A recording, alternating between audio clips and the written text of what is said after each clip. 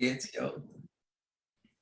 All right, and we are live. So welcome to B Team, everyone. It's been a couple of weeks, but we are going to start in Bellis Res in the middle of battle. We're in round 18 going into. So it's been one of the, I don't know, you guys seem to get in like really long battles. I don't know how that works. Most of the other battles that I'm in, it's like 4 rounds, it's over. You guys are like, well, if we don't make 20 rounds, it's not really even a battle, is it? We're just that bad. It's just a short slap fight. So last time you guys basically released Indomitable from his thing, and Tamber, for her part, helped because she ended up telling everybody to stop singing so that it could release itself. Somebody got I can't remember if it was one of the creatures or one of you guys that got the wooden sword, the Sword of Anyariel. And released it, and it came to the surface and began flying around and attacking. And so you guys, the first thing that it did was attack Tamber. Tamber was standing on top of the watchtower area, and it just flew right over to her and engulfed her in flames, immolating her. And the tower itself is now, burning merrily as well. Then it began routing around and heading towards clumps of Fae to immolate them as well. So at this point, the last round, it basically caught up with that fighter wing of sprites and pixies that had been sort of running Overwatch on you guys, and just completely destroyed them. Their charred bodies falling out of the sky into the water with a hiss as they hit. And it just keeps on and you can hear it laughing as it goes and destroy these Fae. It's getting its revenge, even though you guys turned against it. When it said, "Look, I'll be just a minute. I have to kill a bunch of Fae, and then I'm out of here." And you guys were like, "Whoa, that's not right." But it's still trying to kill a bunch of Fae anyway. You guys have been fighting it, but it's been a difficult battle because one of the things is that it fades in and out of incorporeality, and so it's a 50-50 mischance anytime you guys deliver something. But you have stuck it a couple of times, and that kind of thing, catching it on the right thing. But it's certainly not dead yet. One thing to mention is that except for throwing Tamber's body at Chuck, it has not attacked anyone else in the party. But frankly, I mean, if you had a dryad body that was on fire and Chuck was right there, who amongst us could resist the urge? You know what I mean? I do it at least weekly. So I think you all feel, you're feeling it. And that's kind of where we start. I mean, so there's still a bunch of Fae here. They're all they're all fighting as hard as they can against this thing, but and they're having some luck. And in the meantime, at least one fire elemental has come up the causeway against you. You don't see any more back there, but you don't know if what Indomitable is controlling, or whether it's only if he loses focus on his vengeance that he can manifest a fire elemental, or he's just calling them in. You don't know. Now, there were a bunch of marrow. They're all gone. You guys have managed to kill all those guys, but they were swooping in from various sides against the village. But in the meantime, you guys are sort of clustered largely in the center of the village, most of you. Whereas, you've got several of the Fae who are fighting from the cliffs using arrows. Most of them are shooting their little bows and arrows, and they're having some luck. Some of them not as much luck. Ono is over there by the sword. I believe the sword is on the ground. No, I've got it in my hands. How do you have it in your hands? Where are you even? You're over here. I moved over next to the next group of Fae that I think he's going to come after. All right, so you've got the sword. No, Ono grabbed it, and then Wraith took it and brought it to me, and I've been chasing him around, but he's been moving so fast that I could never get a swing. Gotcha. Okay, so you have the sword in your hand. Yeah. Okay. All right. Cool. So Eric would like to know where's Indomitable. When he took off to vaporize the the Air Force Mm-hmm. and move towards the next big group of Fae, thinking he's going there next. It's certainly a possibility that he goes that way. All right. So any questions before we jump into round 18? Where's the Indomitable is here, right? He's there, yeah. And those guys that are still on there, those are essentially the pixies that he just engulfed. And Indomitable is right there, Eric. Those pixies are ones he just engulfed, and their bodies have dropped into the lake. They were essentially incinerated.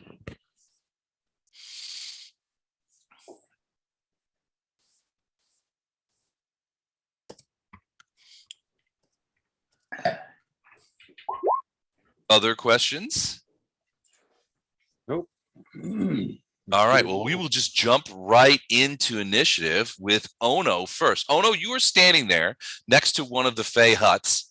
There are a bunch of dead Fae, burnt in various ways, next to you. There's a few.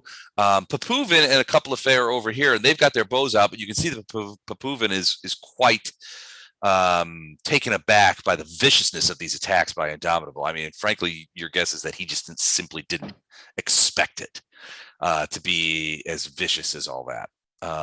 So he's a little bit freaked. Vondrum is to your left on the coast, on the edge of the lake.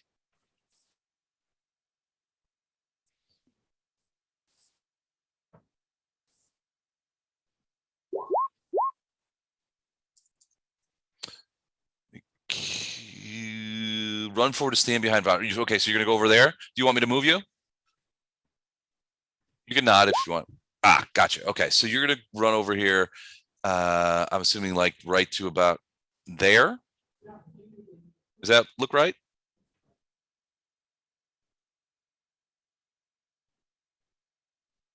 Okay. All right. So you're just going to go over there and you're watching Indomitable. So from there, you can see that there is one pixie who escaped relatively unscathed. And this one is flying as fast as it can directly east away from Indomitable, trying to skedaddle out of there. So it's trying to get out of there and get away. So anything else? You want to throw something at it, or a menacing kung fu pose? Okay, I like it. But now it's Indomitable's turn. Indomitable's movement rate is very fast.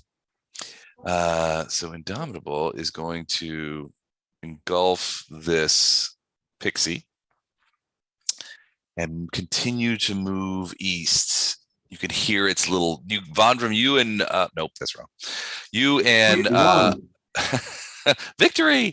You and Ono can hear that little pixie's like as it's is incinerated, and the little sploosh hiss of its tiny body falling into the lake. 1, 2, 3, 4, 5, 6, 7, 8, 9, 10, 11, 12. All right, Wraith, you see the Indomitable winging past you. Let me roll something real quick. You had a stealth roll. Do you remember what that was? I think it's 30 you rolled is what I have written down. Yeah, probably. I don't know. I'd have to scroll back up. 30 sounds about right. Okay, let me check something.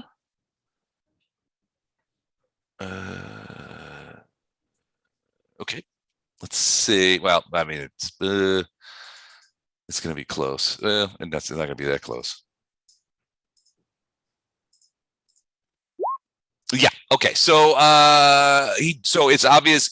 So Indomitable flies right by, and you can feel the heat, Wraith, as on your face as it goes by. But it seems to be heading. It's coming around and wheeling around the tower, headed towards. Well, I think you're probably, your brother had it right, is heading towards the largest concentration of Fae. They are beginning, you can see that they are beginning to look quite frightened as this thing wheels around and begins heading their way. And I think that's it for him. Let me see one thing real quick.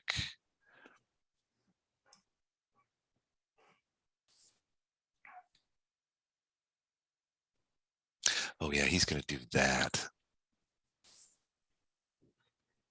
Definitely, as he runs in on them.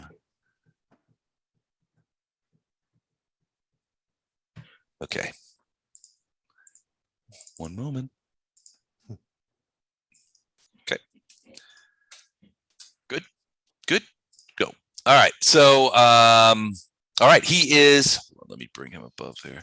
So he is wheeling around past the thing, past Wraith, and heading for, well, frankly, the middle of those guys. He's in these, and so Arendar, you could see these Fae are sort of pivoting to bring their bows to bear to the southwest as it comes roaring up. I mean, Indomitable is like, he sounds like a freight train coming at him, and you're worried that they may break and run.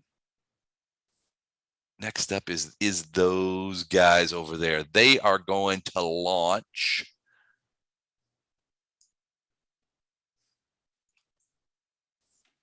And let me see what the is there. Okay, good.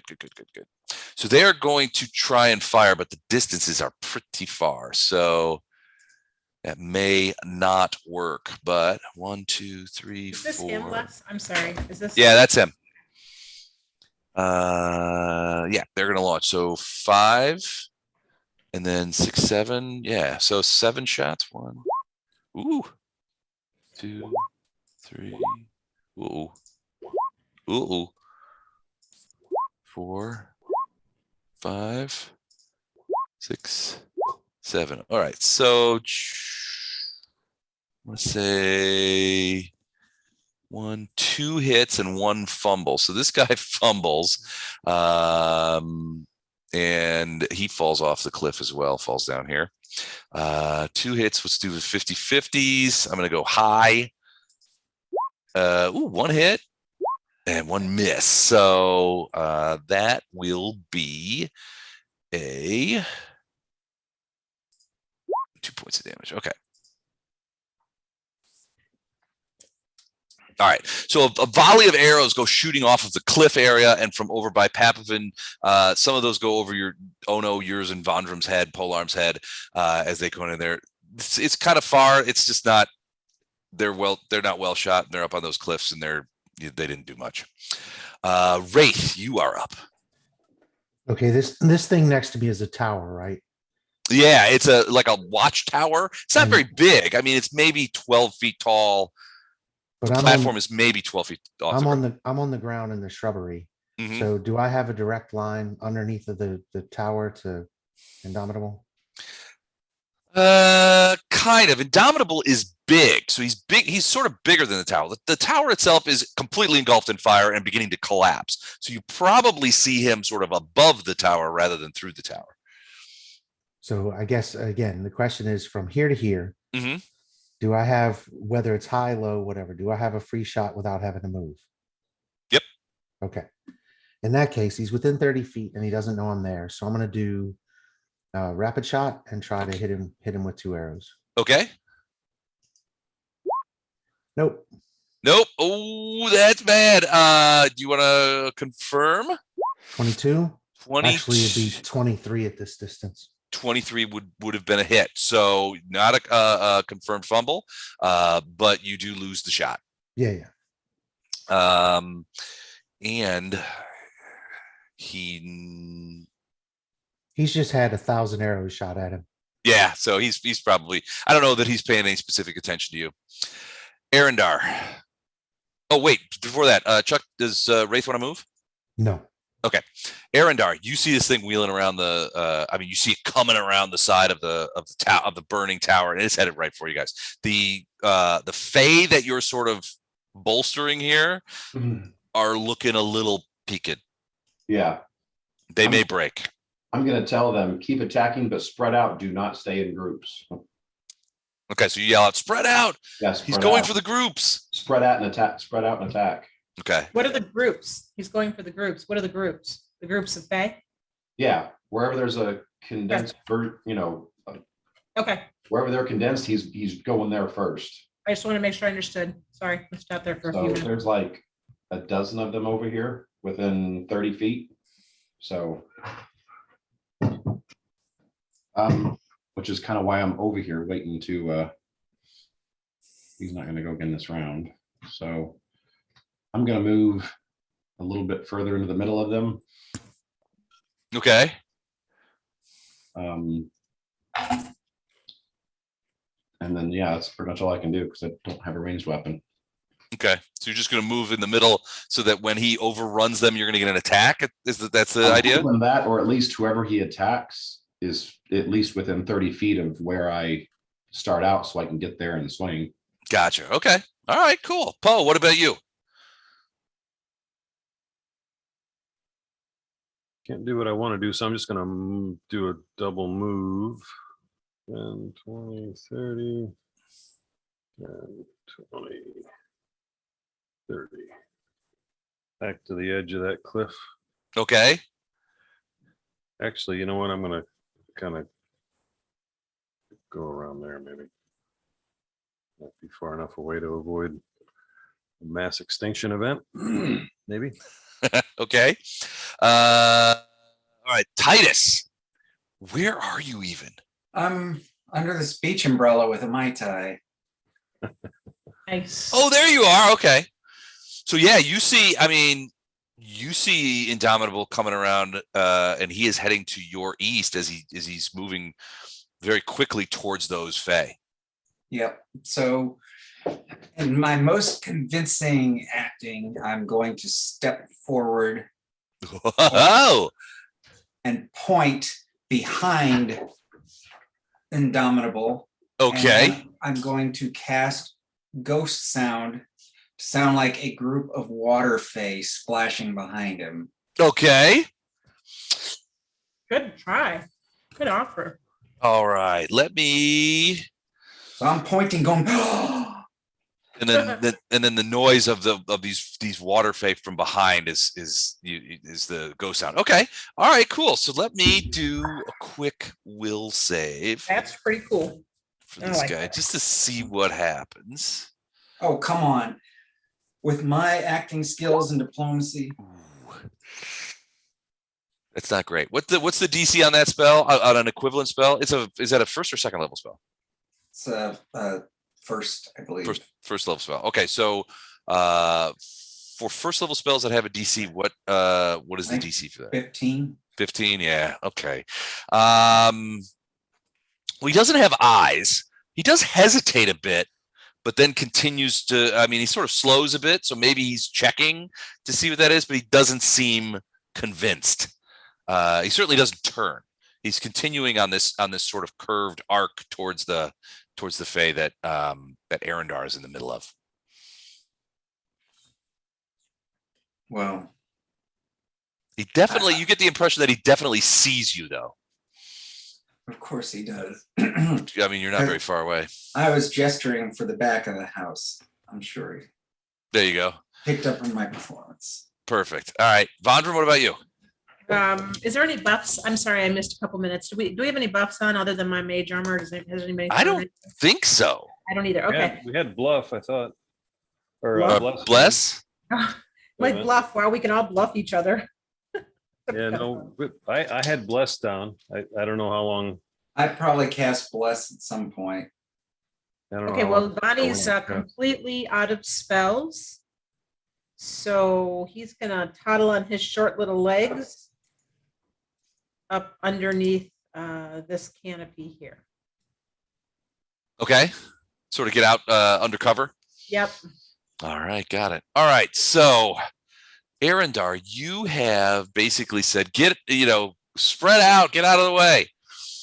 I'm gonna do cadre level I morale very checks specifically here said, spread out and be ready to fight.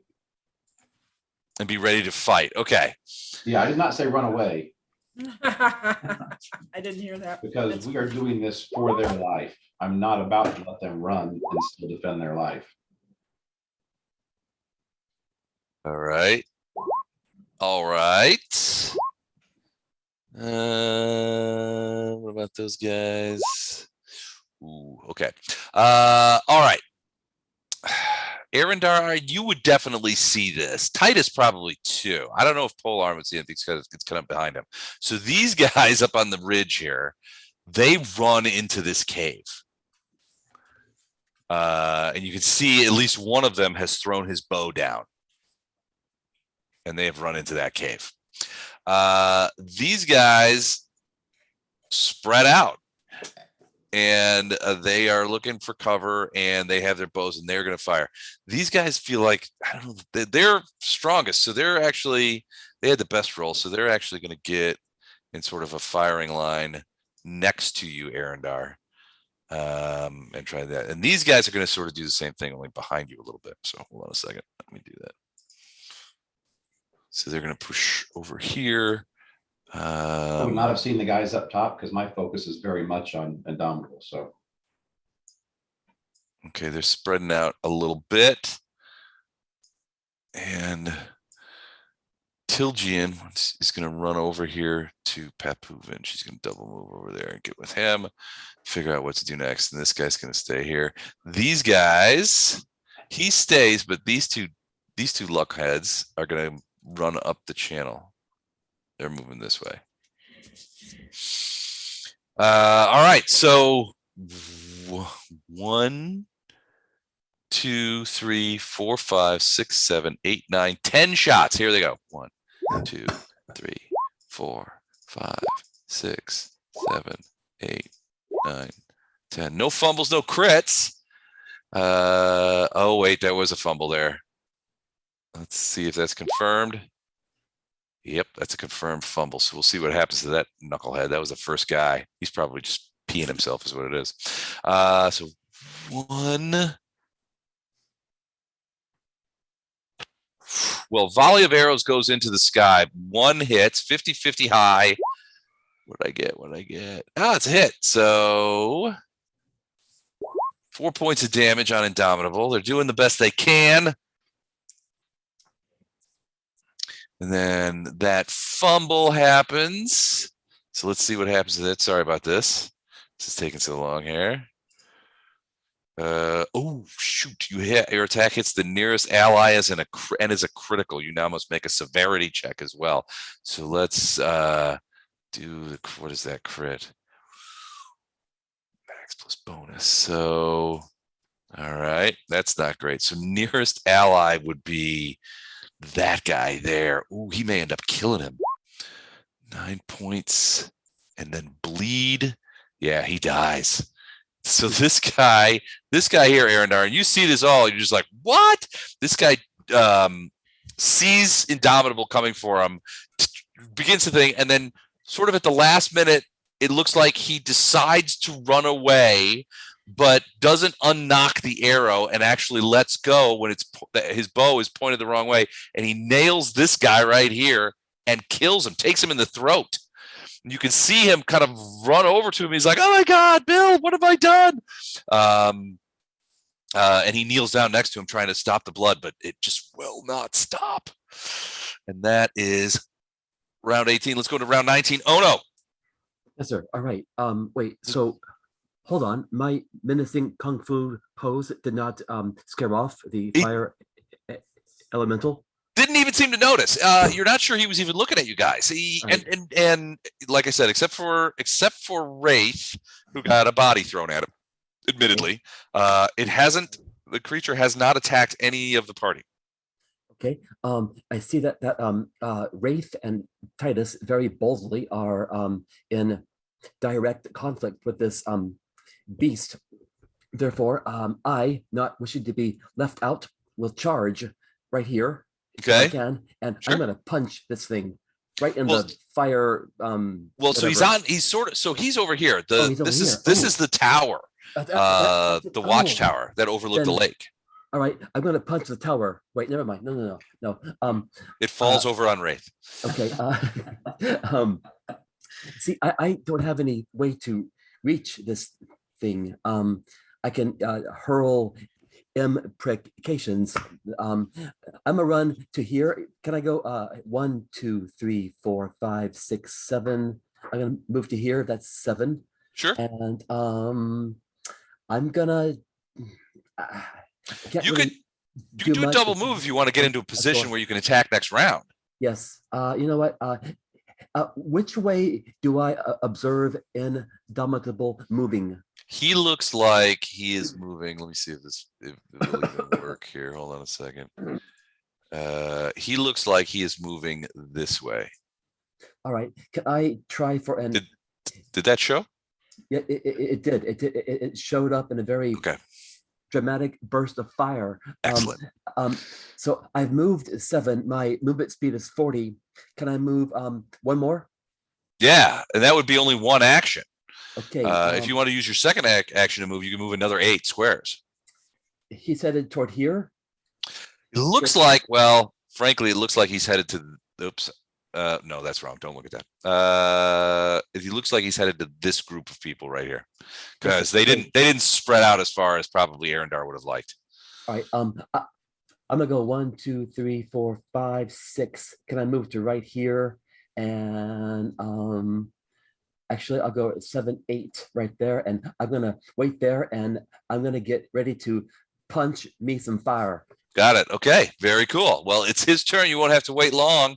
So he's going to do 1, 2, 3, 4, 5, 6, 8, 9, 10.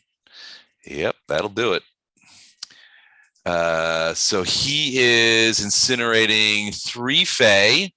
I'm just going to do a quick saving throw among them to see if there's anything they can do. Hold on just a sec. Reefs are pretty good. They might be able to dodge out of the way. Hold on a second. Oh, one does. It would be the one probably closest to you guys will scoot out over to here. The rest of these 2 get incinerated though. And these 3 over to the east are looking pretty peaked right now, because they can hear you guys are can hear the screams of the creature and the of the pixies and the fae, and the laughter of Indomitable as he just mows them down. But that's all he's going to do. Although you see, so one thing, Arendar, you and Ono would notice, and Titus, give me a perception check. You might notice this as well. Oh, I didn't know there was going to be a test. There's always a test of wits. Okay. Do you want perception for me? No, you guys would absolutely see it. 25. 25. Okay, so Titus, you see it too.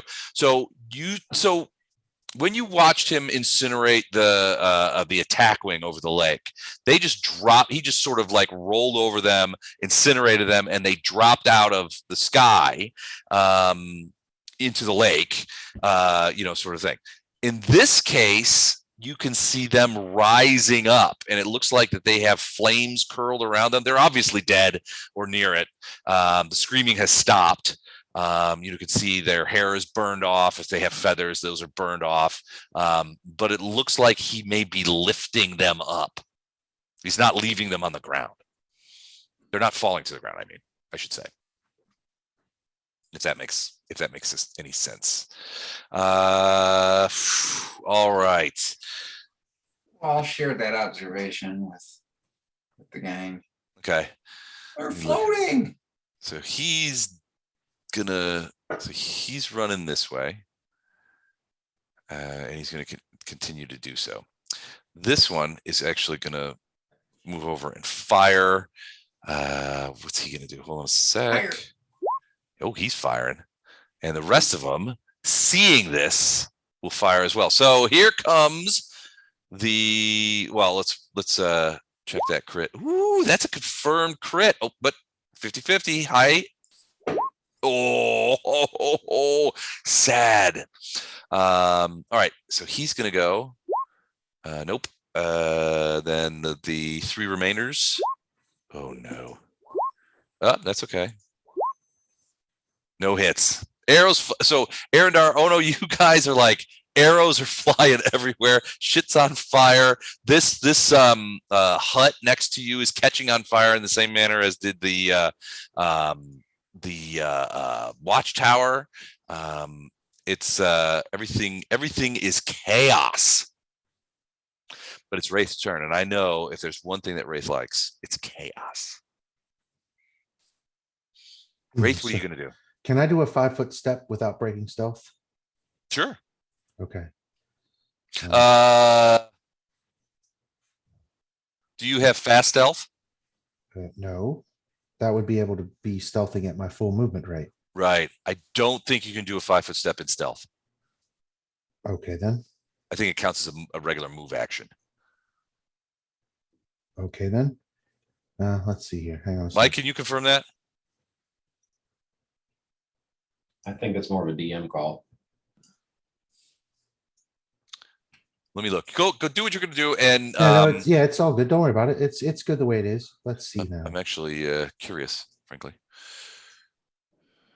I mean, you can obviously do a 5-foot step in stealth, but it's kind of up to the DM to determine whatever the player's wanting to do, whether it's feasible or not. Let's see here. Move is 30. So.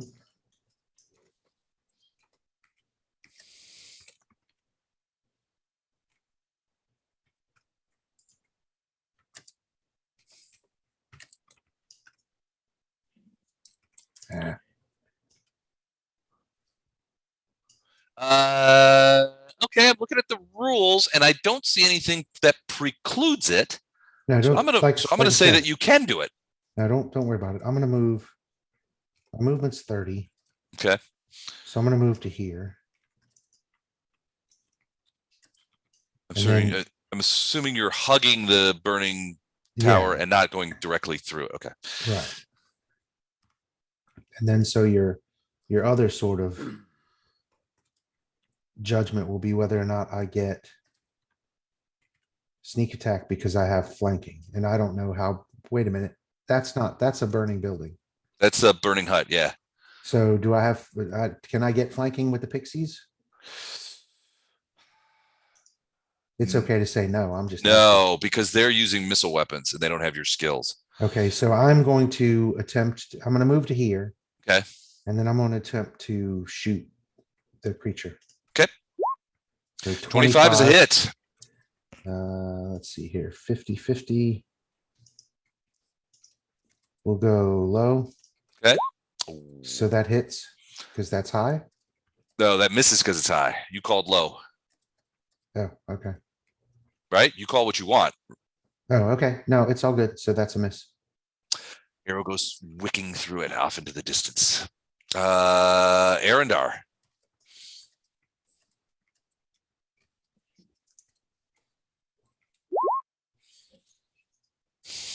All right, 28 is a hit.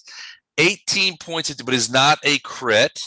18 points of damage. So at this point, all right, hold on, I'm going to do this. So you feel that sword bite into Indomitable, and Indomitable stops. He's still, he was still moving. You're sort of like, as he's passing through, he's picking up these burnt creatures, and you're just like with the sword, and you feel that bite into the creature, and he stops. And it's all, I mean, like I said, he doesn't have any eyes, but you could almost feel the idea that he's shifting his attention to you, and he looks down at you and he says, "What are you doing?" He seems incredulous rather than angry. You're muted, Mike, if you're gonna talk. Yeah, that's yeah. Basically say, we've stopped the singing. We've done our piece. You've killed enough of them. Now leave. And I'm not as scary as I wanted to be when I said that.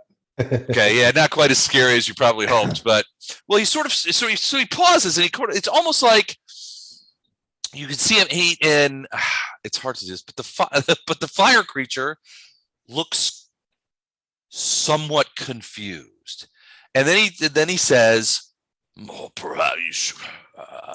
I've killed several, but a few more won't hurt, don't you think?" Just a few more for my vengeance, and I will depart, I assure you. They didn't even take your life, and you've taken several of their lives. You've more than got the better end of this. You need to leave.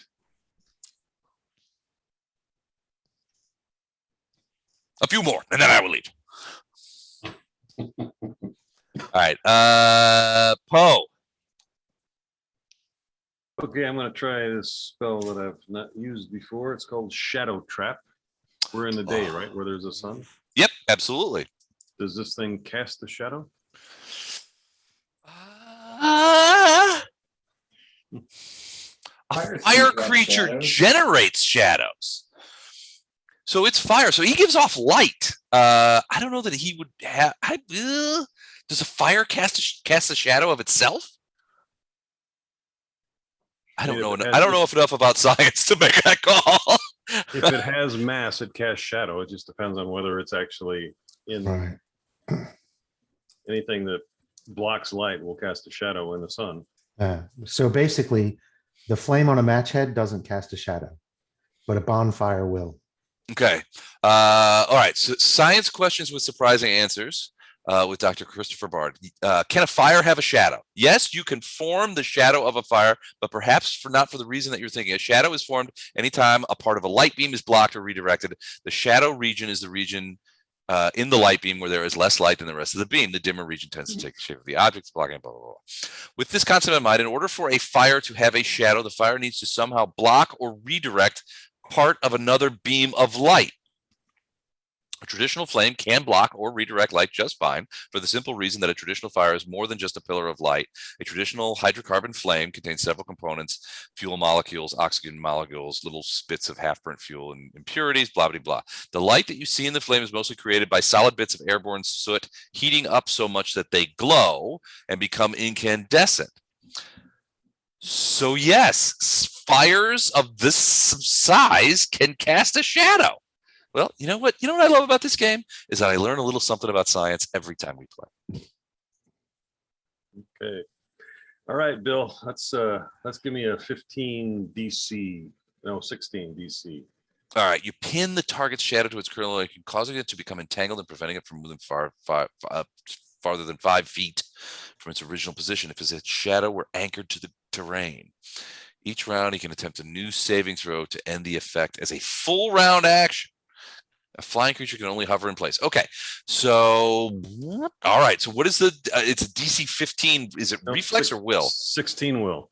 16 will. All right. That's gonna be, but Roll them little bones. Roll them little bones. Here we go. 21. He made it. So is there a partial effect? I don't think so. Will negates. Yep. All right. Well, that was a good idea. It just managed to escape. So very, very cool spell. That is a cool spell. Do you want to move or anything, Poe? I guess if that didn't work, I'm gonna back up my guys. So I'm gonna move.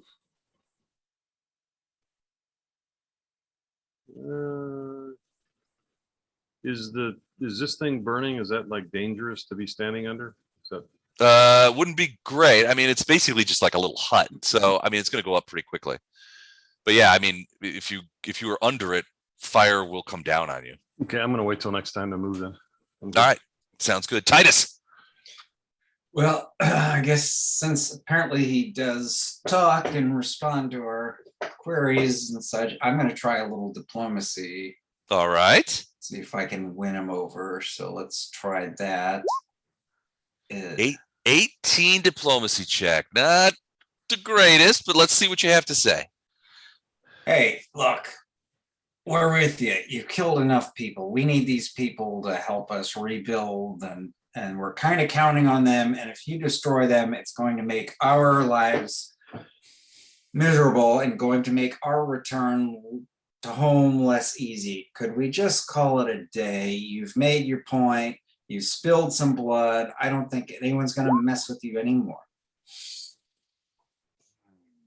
He stops. So he's already stopped because he was talking to Arendar. So now he hears your voice. He looks over. I mean, looks is sort of obviously the flame. The attention of the flames points in your direction, Titus, and says, "Well, I suppose what you say is true. However, I do not feel that I have quite slaked my thirst for fey blood. Perhaps," and he sort of whirls around and looks to the east, "perhaps just these 3 then. I'll take them, burn them, and then I will depart this plane. Do we have an agreement?" That sucks. And the three over there are like, and they're like sort of backing up, getting their bows ready again. It's like alignment check. Well, I prefer that you didn't, but I certainly cannot stop you. It is so agreed. And he turns and looks at, so you can see that he's still got the two bodies in the hand. Those three are just like, I'm sorry, what did you guys just agree to? And they're moving backward. They're going to fire here in a minute. All right. Is there So a health bar on this thing? Can we tell like if we've damaged him at all? yeah, can you not see it? I cannot see it. Hold everything. Let me see. Maybe I forgot to I'm put it out. sorry. No, it's there. It's just huge. It's huge, so it's like 2 or 3 squares above where it's at. Yeah. Yeah, so can you see here- it? Here's the beginning of it. Oh, yeah, Here's yeah. the end of it. So Oh we're God, about yeah. Oh yeah. just under Damn. half. I feel so intimidated. Although I didn't see the thing go down whenever I took a bunch of damage away from it. So Well, so one of the things that one of the properties is sort of on Yariel is the fact that it bypasses the partial incorporeality. Basically, this right. sword knows Indomitable, and the Indomitable. And you took the damage off when I did that because I didn't see it go down. I absolutely did. Wow. Okay. That was horrible. That's horrible. Okay. Because that was dang near max damage. All right, Titus, you haven't moved, you haven't cast a spell or anything. You've just spoken, so you really haven't. I mean, diplomacy check, I guess, is a standard action. I guess so. You still have a move action left. I moved my bells. Did you move? Did you say? No, Oh, moved. Sorry, I didn't understand what you said. I'll go stand next to Arendar. All right, so you run it up by Arendar. Okay, just to make your point. All right, cool. He seems to agree. 3 more, the 3 behind him, and then he will leave. Vondram, I think you heard all this, as did most of the remaining. Well, I didn't agree. I just said I can't stop you, but I prefer that you don't. Well, he said he agreed. Bondrum is so angry at the way this whole thing has gone. He's disgusted with this whole negotiation, with this asshole thing. The whole thing is he's just shaking with rage and anger. He's so frustrated. He's frustrated with himself. He has no more spells. He feels useless. And when he hears that, it's just a little more salt in the wound. Ooh, Hangs his head low and does nothing. how we have fallen. Yes. All right. In this case, it is the local guys. So these 3 guys move back over towards here. But they are going to fire. So they're clustered together. These guys, this guy runs over here and says, never will you take my my friends be part of your foul bargain. Yeah, I'm helping too. And they go over there. This guy is running up to you and be like, what have you done? This guy stands up and he's freaked out, and they're looking at Titus like, what have you done?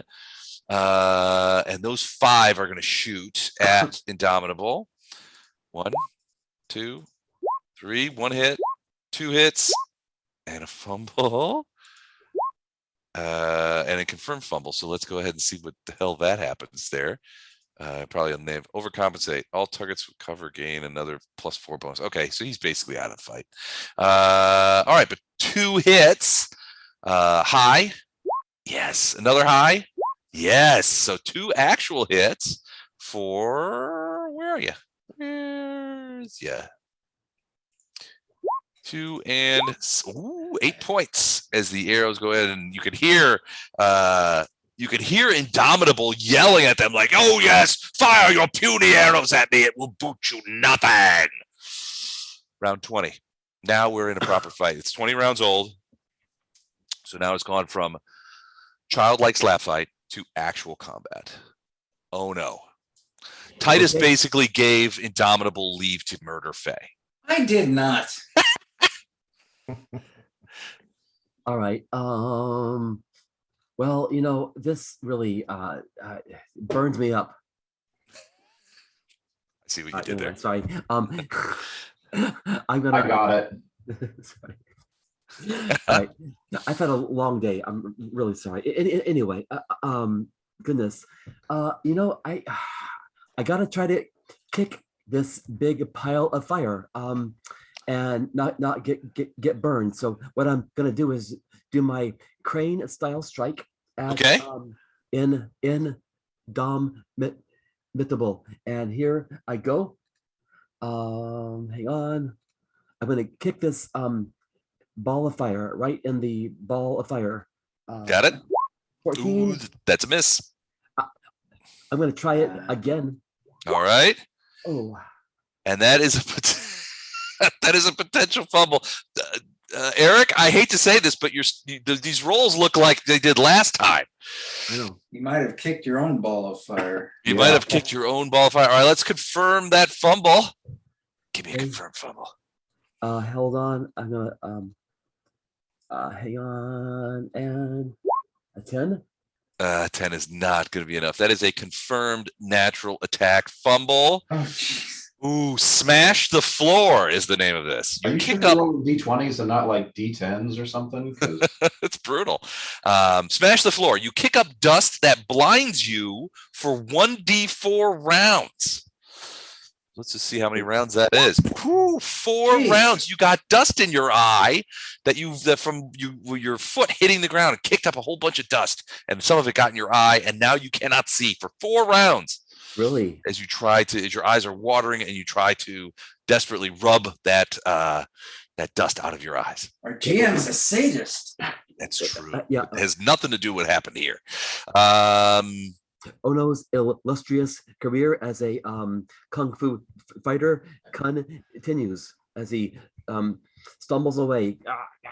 Considering career options. you are the new Lothar when it comes to rolls. Man, wow, that was tough. All right, so it's possible with those level of misses that he didn't even notice you were attacking. So first thing he's going to do is he's going to enact a power that he has called Hurl. He's gonna vomit.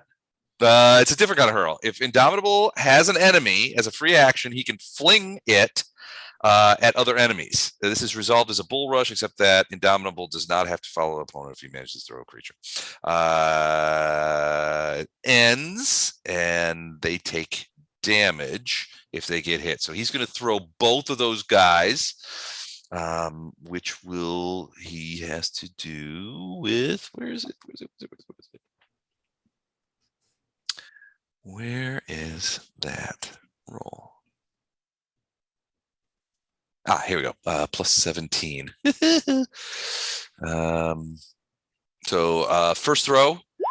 Oh yeah, let me double check, make sure I'm doing this correctly. Yeah, that's more than their CMD. So and then second throw. All right, so you see both of these bodies come wicking out of here and hit these guys each for 5 points of damage. So that guy is hit, and they are thrown backwards against the wall and slammed against the wall as the flaming bodies just like mash into them. Then he's going to move over here. I'm going to give them reflex saves. So here we go.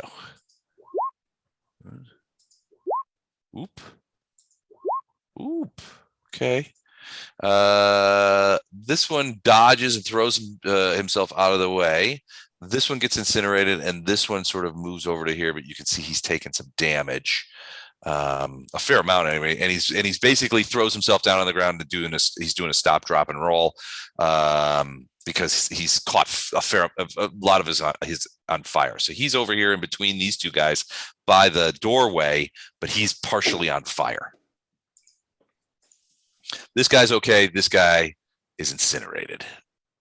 You hear him. The chase is on. They are in they could fire. Yep, they're going to move fast and they're going to fire. Oh, wait, that's the wrong set of guys. That's those guys. All right, so these guys are rushing forward to help. 1, 2, 3, 4, 5, 6.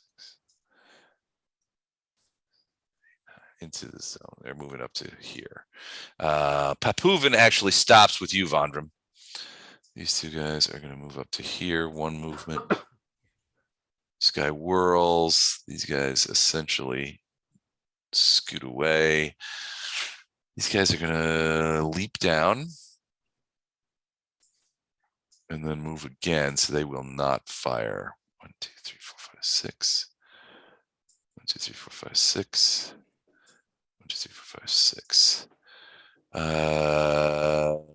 These two will. He's going to run down here and get into position, and he's going to come down with him. All right, so I've got 1, 2, 3, 4, 5, 6, 7, 8 arrows.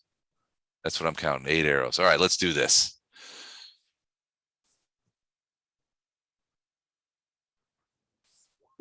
First, 2, 3, 4, 5, 6, 7, 8. 1 hit, 2 hits, no crits, no fumbles. All right, so 50-50, always high. It's the way to roll. Missed that one. Oh, they both missed. So of all those things, you see a couple of arrows fly through him. No hits. Everybody is realigning themselves. Wraith, what do you do? I think mathematically this 50-50s turned out to be about 80-20. Against? Yeah, against us. The dice can be fickle fellows. So I'm gonna move to here and fire. Okay.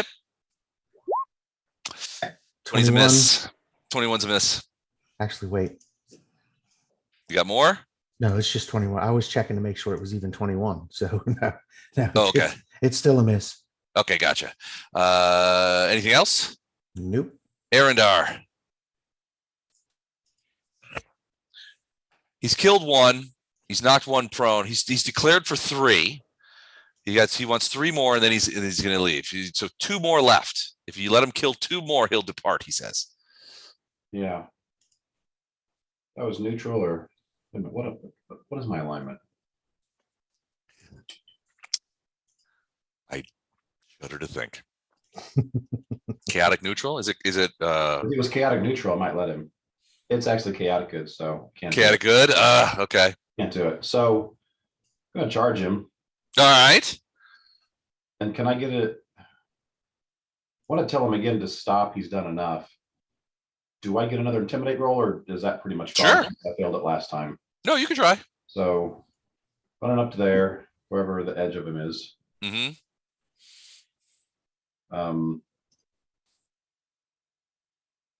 Actually, we'll do the attack first, and then we'll do the other. So this is going to be a +2. Okay. So 22. 22 is a miss. Do you have anything else? Because his AC is 23. Do you have any other thing? Was the sword magical at all? Yeah, absolutely. 50-50. Yes, it If is the sword has magical. a plus, then you can add that to it. Other than that, All right, hold on. Let me see if I can find it. I know it has a plus. I'm not sure what it is. so whatever the plus is would be the only plus that I can think of.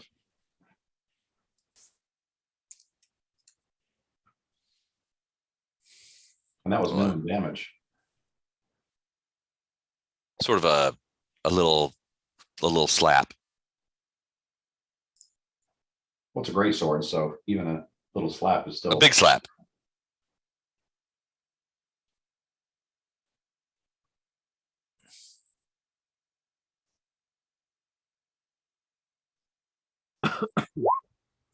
And then that's my intimidate to try and convince him. I said you've done enough.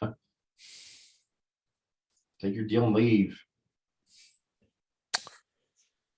Where is it? Sorry, I feel bad. I should have had this handy.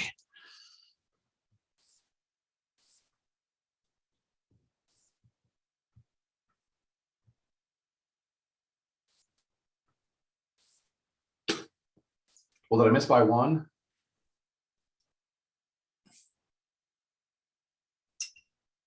If I miss by 1, if this thing's magical at all, You missed by 1, and it is definitely magical. well, if it's at least well, then I would guess it's at least a +1. So that's the case. Then I got the. I think he got the hit, but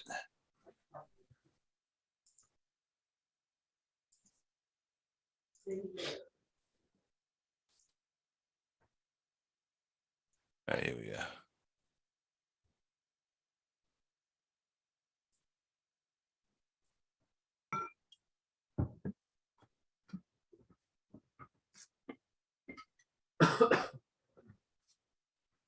Ugh, why can't I find it?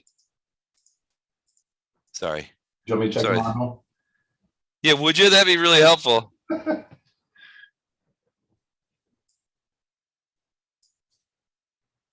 on page 24. Thanks. It's just my my finder moves so slowly. Got a lot of explain to do if it is on page 24.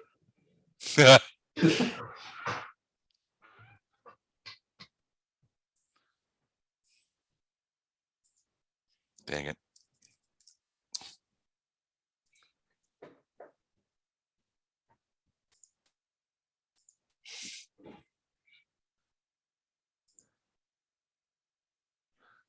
All right. Well, it definitely has +1. I know that. So Okay, so add 1 to the to hit and 1 to the damage.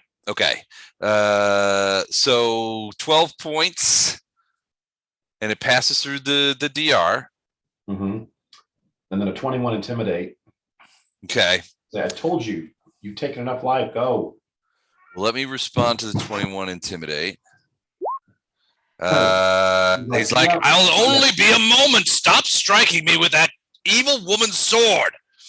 That wooden piece of crap. I'll only be a moment. I 2 left. I've only have 2 left. So he does not seem intimidated, but he did take 12 points of damage. So I'll Okay. take that off. I'm done. Okay. Poe. All right, I'm gonna run into him and enlarge and try to hit him. Okay. Don't know that I'm gonna be able to, but we'll see. Yep. That is a miss. Never mind. All right. And you move closer? Yep. All right, Titus. I'm gonna try some diplomacy again and see if I can talk sense into him. Okay. You seem like you convinced him last time. You did pretty good. All right. Oh, good grief. All right. What do you say to him? Come on, haven't you done enough?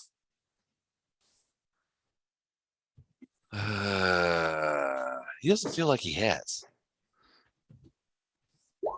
Yeah, he doesn't feel like he's like, Titus, my friend, only 2 more, I promise you.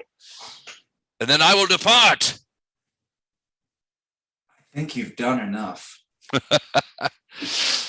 more, that's all I ask for my vengeance. Are you gonna, other than talking to him, are you gonna do anything?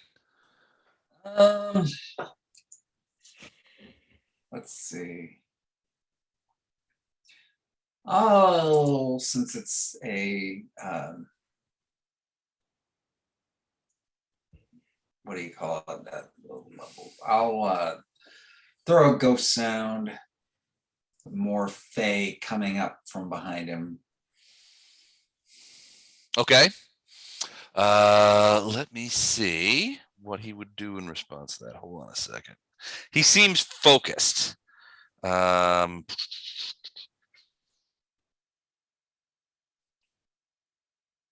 are you? Where are you? Where are you? Oh, okay. Here we go. He seems pretty focused on running down those guys. So you're not sure. You make a face sound behind him.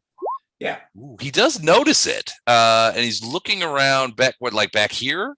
That one, he's like, oh, I've almost forgot that one. The one that got away. I have not forgotten. And you see him like pivoting towards that one. Vondram. A lot of the Fae are clustered around you now. Papuvan is underneath the thing, the hut with you, looking on at the carnage while the rest of them, redo their bows and prepare for another attack. Tilgian is sort of flying around. She's, very unhappy about the carnage.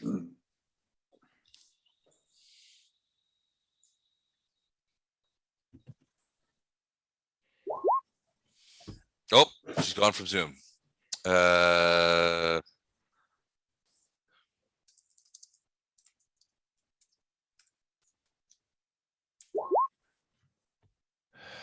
Shame. Hag's head in shame. All right. Vows to never be here again. All right. Those guys. So those guys are going to try and fight again. Getting into position. Flying over here. How many arrows can we? This guy is going to stand up and scoot away. These guys are going to get over here by Ono where they think it's safer, which probably it is. Let me look. And she's going to run this way as quick as she can. So 1, 2, 3, 4, 5, 6, 7, 8, 9, 10, 11, 12, 13, 14 arrows. Everybody's going on the same token now. So, all right, here we go. 14 arrows. 1, 2, 3, 4, 5, 6, 7, 8, 9, 10, 11, 12, 13, 14. All right, several hits. I saw at least one crit in there. So 1, 2, 3 hits. So let's do the over-unders on those and get those out of the way. So high always. Nope. Last one low. Oh, hit. All right, I did the right thing. 6 points. And then the crit to confirm. Not a confirmed crit. So over-under, high. Got it. 3 points.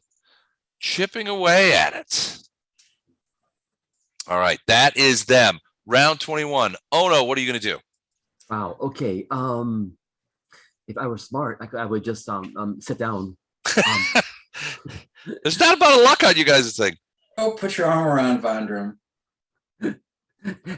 Have I successfully punched or kicked Nobody for a long time. anything in the past month? 2 months? I can't recall anything. Did you punch any of the marrows?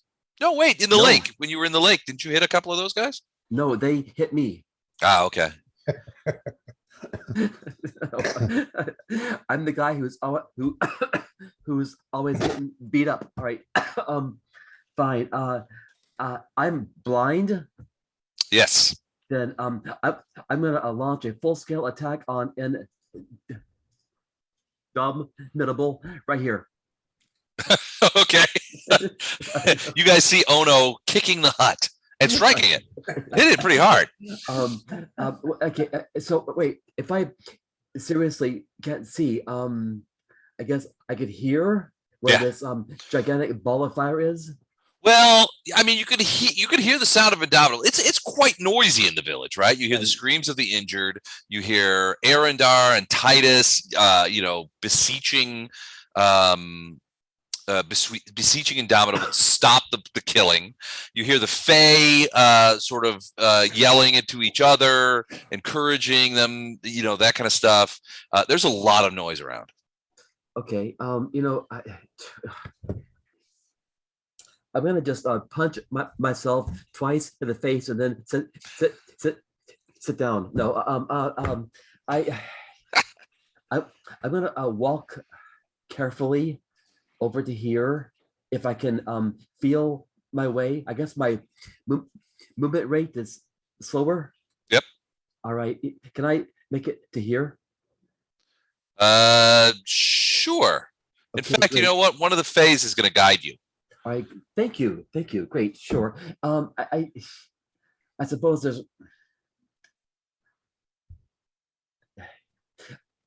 I'm blind. I probably can't hurt this thing. I'm gonna just stay there. Okay. All right. Arendar reverses directions away from you and goes right on top of this guy, laughing as it runs her down. But she jumps out of the way again, zigs when she should have zagged, and comes back. Well, actually, wouldn't that would be the thing. She jumps further down this way, and you could see, you could hear Indomitable laughing, like, ah, ha, ha, the chase is on. Finally, someone to give me some entertainment, as he chases forward again.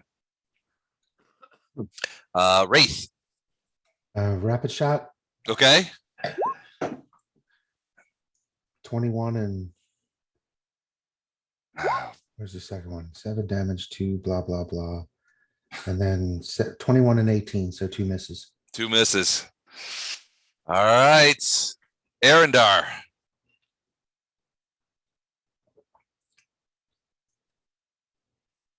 Okay, same thing as last time, charging, yelling at him, telling him he's done enough. Okay. You're going to hit him with the sword? Take him out if he keeps doing this.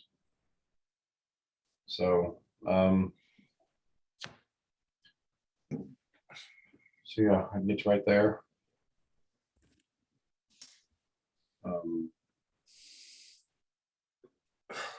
So this, oops, sorry, wrong one. So yeah, so this attack is plus is 3 higher than what it says. Are you using the sword? Yeah, I'm using the sword. Yes. Okay. Let me grab it. Bring it with me. So the attack's 3 higher than what it says. The damage is 1 higher than what it says if I hit. Okay.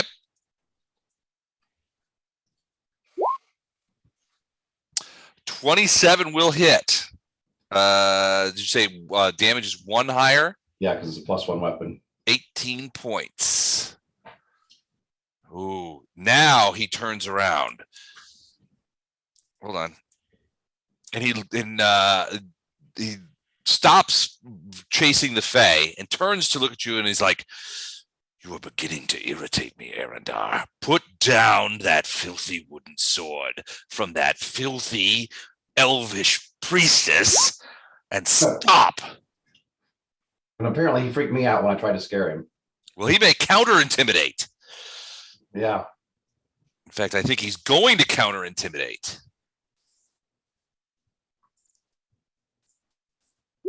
21. Does that intimidate you? There's no good first edition rules for how you intimidate player characters. Well, if you do like monsters, you can use hit die and right and stuff like that. So in this case, he wants well, basically he wants to all right, so intimidate goes against, I need a will save, probably, which is the DC of which is 10 plus your number of intimidate. What's your intimidate bonus? 11. 11. All right. So DC is, you make a will DC at plus 11. Wait a second. That's not right. Hold on a second. No. Hold everything. All Like right. I said, the first edition doesn't do a very good job with intimidate. Technically, all you can do with intimidate, unless you use the Unchained rules, is just kind of shift their. Well, I'm thinking we agreed we were going to use the Unchained rules. So Okay. if you exceed, what's the DC to demoralize a target? Oh, I'd have to look that up. I didn't bookmark it.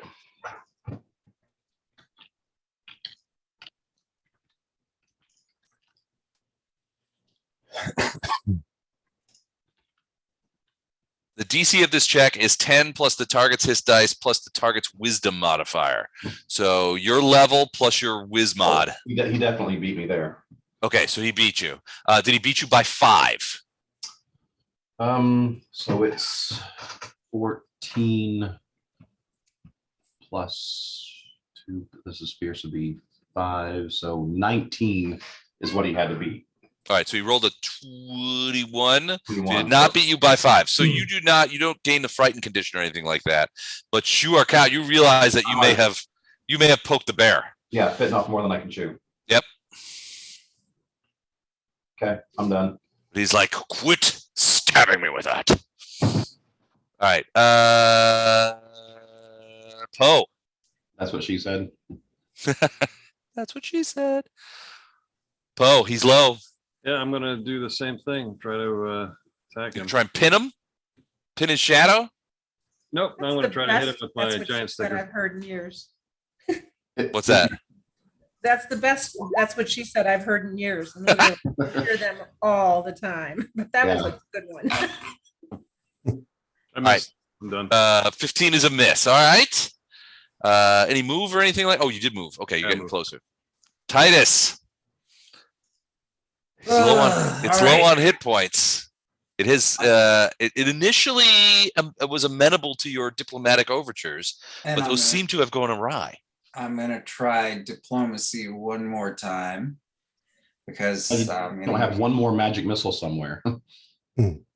well, I don't know how many hit points he has left. Well, I'll tell you, he's got 4 hit points left. That's a tiny little sliver. It's a sliver. So can I talk and then fire if I don't like what he says without doing it? Sure. Look, I can see your fire is dying out. I have the power right now to totally quench the fire. I'm going to ask you one more time to leave, or you're going to put the tremendous burden of me slaughtering you. Please just go. So he turns from Arendar and looks over at you and says, nothing from this plane can destroy me. Do your worst. And he turns back to Arendar. Now then, I will have my 2 remaining Fae per the agreement. And I ask that you refrain from stabbing me until I am done. I'm going to ask you one more time. I can squelch what little fire you have left, and I don't want to do it, but I have to protect the people who have protected us. Go now and keep your agreement or die.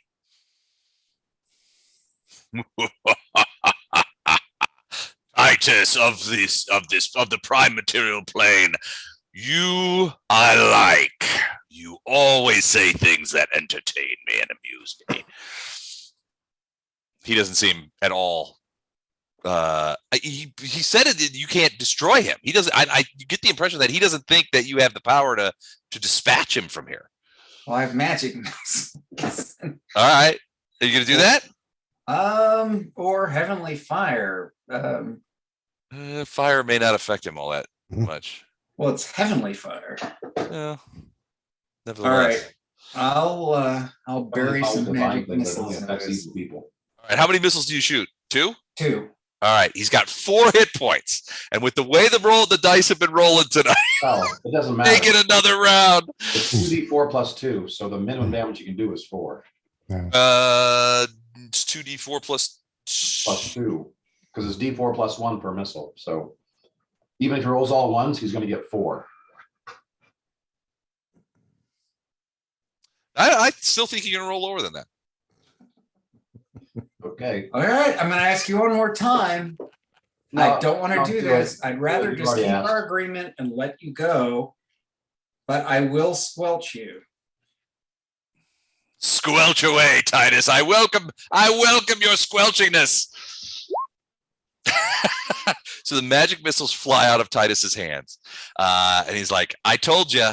And they go piercing through Indomitable, and you see from around where the missiles go through, like the fire begin to sort of like crack away and burst, and you see Indomitable kind of look over, and if a fire can look dumbfounded, Indomitable looks dumbfounded.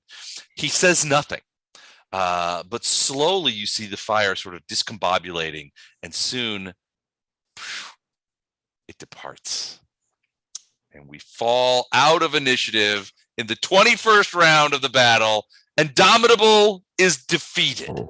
Okay, I am never coming back to this fire forest ever again in my life.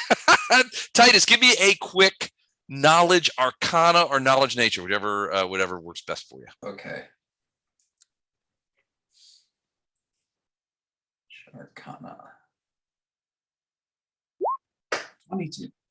So you think that in retrospect, you think that Indomitable's assertion that nothing from this plane can kill him means that as a multiplanar creature, that you're destroying his form here simply sent him back to his own plane involuntarily.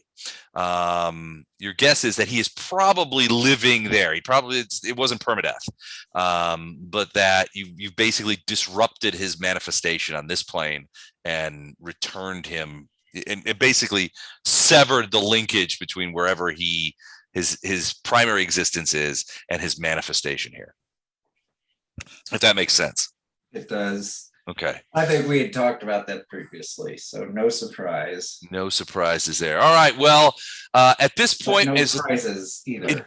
Indomitable dissipates, and then a ragged cheer goes up amongst the remaining Fae as they go and begin fetching water from the lake and dumping it on the huts and putting out the little fires that seem to have that Indomitable had started. Did you notice any difference in the actual fire forest itself? So that, yeah, we'll get to that. Oh, sorry. So as you see, you sort of look around, and the Fae don't even really notice, but you can, as you guys sort of look around as he's gone, you can see that the fire forest is becoming much more foresty than fiery, I guess is the way to experience it. The fire forest has always had a variety of fires, but not the constant state of flame that has been the case since Indomitable was here. So with the withdrawal of Indomitable back to his own plane, the instigation for those fires begin to burn out. There are still large portions of this forest that are on fire, but you can see, at least around here, like the areas closer to the lake begin to cool off and dissipate, especially those areas where it was obviously magical fire and not enough fuel. Those areas begin to dissipate quite quickly. Some of the Fae come over to Arendar. Arendar, you are holding the sword, and ultimately Papuvan comes over to you guys and is like, "You have saved us, but at such terrible losses. Our village is saved. You truly are the chosen of Anyariel, but the cost has been high." You can hear the Fae begin to sing a different song this time as they work to both put out the local fires and tend to the wounded and the dead as they begin dragging some of the creatures, the Fae creatures that Indomitable killed, sort of away. They take, moving the dead marrows and pushing them off into the side where they can start those on fire and sort of build a pyre for them. So they start singing? They start singing again. Okay, my guy's pretty much behaving like the dad in Holy Grail when the son starts singing. Oh, nope.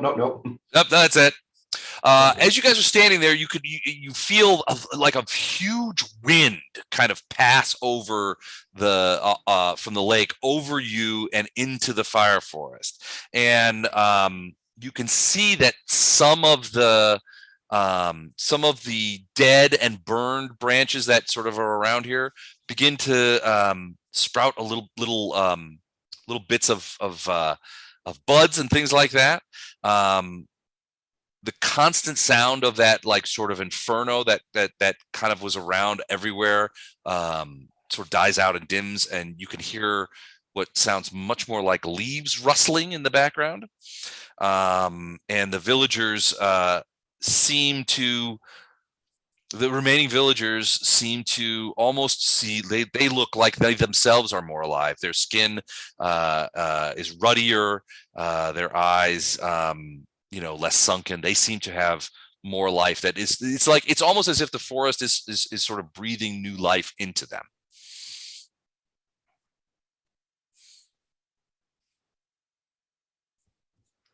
At that point, you guys are sort of standing around, and everything is there's this sense of finality to it. Whatever has happened here, you feel like is now over. Ultimately, Papuvin and the Sela come over to you guys, and they basically say, we again must give you our thanks. You are obviously the chosen of Anyariel, and even though you came here and the cost has been very high, including the loss of Tamber and Guinevere and all of these things, perhaps it was worth it. Perhaps it was enough. Papuvin asks if he can take you aside, and he says, look, the losses to my tribe have been substantial. Not only the losses here today, but the loss of Vul and just this entire endeavor. I would ask that after the meal tonight, that you depart this place, and we will harry the Chilaxians, the Sargavans, if they come through this way in the fire forest looking for you. We will harry them, and we will not tell them where you have gone. But I think the only real thing to do right now is for you guys to leave. He's also looking sort of covetously, is too strong a word, but at the sword of Anyariel. I think he's worried. He gives the impression that he's worried you guys are going to take it with you. Okay, at this stage, as soon as he said that you guys should leave, Eridar is already halfway out the camp. Okay. As soon as someone says, "Oh, he's looking at the sword," Eridar would drop that thing and say, "Knock yourself out." So you drop the sword on the ground, or do you hand it to hand it over? He wants it. He definitely wants it. It's not really. It's a wooden greatsword that I really can't use, and it seems like it was really good against Indomitable, but wouldn't be very useful against anyone else. The impression that you get is that he really wants it, but that he is kind of embarrassed to ask you directly for it, since you guys are sort of like Anyariel's chosen. Okay, we're not. That's what they think we are, but yep. And Anyariel's just something for this fire forest. She's not like a regional. Yeah, well, yeah. I mean, so she's part of that sort of triad of Tamber, Guinevere, and Anyariel. And Anyariel was the greatest among them. She was an elvish warrior who was instrumental in sort of, fighting and freeing this region from the Sargavans, from, fighting back. It's Anyariel, the stories of Anyariel, and you've heard several of them, are basically like Anyariel did this, Anyariel did that, and she fought back the hobbits, she beat the Sargavans at the battle of Helm's Deep, all this, it's, you get the impression that there's a lot of things credited to Anyariel that aren't necessarily that might be more folklore than anything else. The other hand is you did go into a shrine dedicated to her that was under that elven village. And there was a Gailey there who was basically standing guard and saying, who are you and what are you doing here? Why are you at the shrine of Anyariel? So she did have some power and obviously had done some things, but definitely a local notable, not a pantheon sort of level creature. Well, I'll give it to him. Say, you can take this back to her or take this to her shrine or whatever you want to do. He looks at you with ill-concealed relief, and basically is like, thank you. I knew that you would do this. I knew that you would let us keep her token, her sword, as a symbol of what happened here today and as a symbol of her power and rulership over this area. He looks over at the body of Tamber, which they are going to eventually, burn up, right? And he's like, we've paid so much. To lose this sword would have been too much for us. And I thank you for giving it back. Yeah, you can thank us by getting us out of this fire forest the fastest way possible. All right. So basically he tells you, Yeah, well, this is what you can do. You go past Tamber, where Tamber's tree was. You guys remember the way, and if you keep going, you'll eventually hit the river. So he'll plot, as he's doing it, he'll get you guys some food, some traveling food to take with you. He'll make sure that that Wraith, whoever shot any arrows, will get those arrows back. But he's like, look, it's best if you guys go now and let us sort of clean up the mess here, and that kind of thing, because it's just it's just too much. But he essentially points you in the right direction.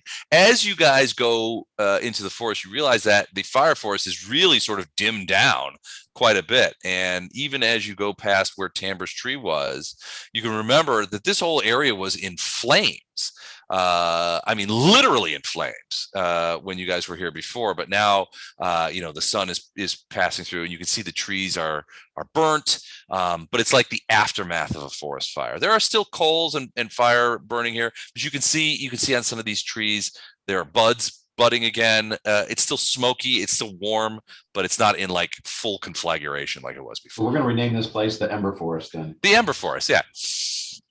All right. So as you guys move, is there anything that you guys want to say or do to or with the Fae before you guys depart? Sorry for your losses. We tried the best we could. Condren can't even speak. He still hasn't said a word. So much slaying. So much shame. So as Terrible you loss. guys move forward into the forest, basically let's take a look at the region again, where you guys are. Okay, let me punch up. Can you guys see that? Yeah. Oh, Okay, hold on.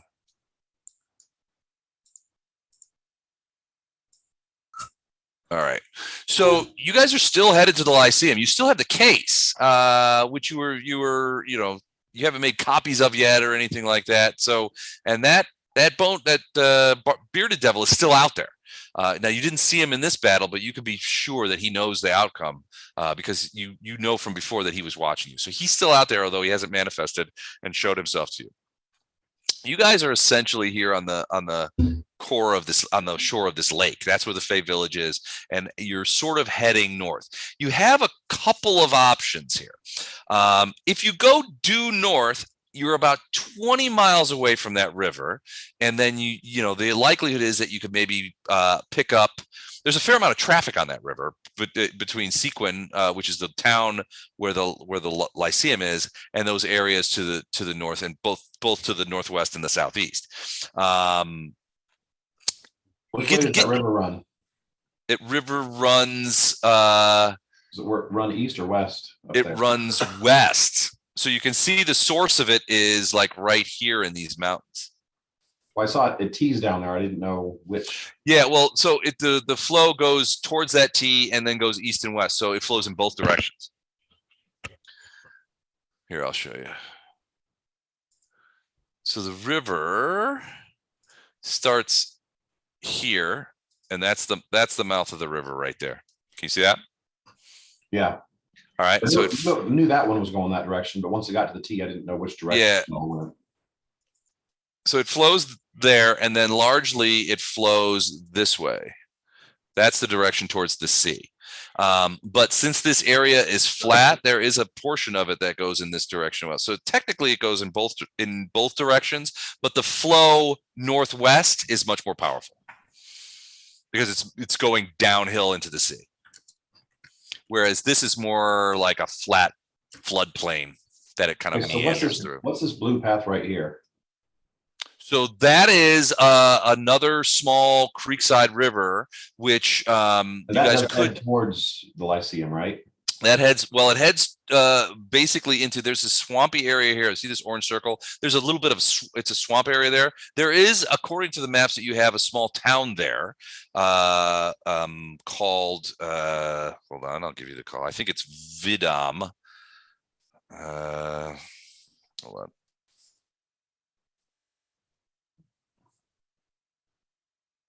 Vidor, sorry. So there's a small town there, which is essentially the last town. It's a small place, but it's definitely been settled for a while. It's on the edge of this swampy area. It's typically considered to be the last town along that small river before you get to the big river in sequence. So Sequin is definitely on the larger river. But that Vidor place is sort of like the last stop. That's, as the crow flies from where you guys are, about 45 miles, maybe a little less. But that one, if we can get a little raft or something, we're going with the river, so it's just, there's no Yep. effort on our part. We just float down there.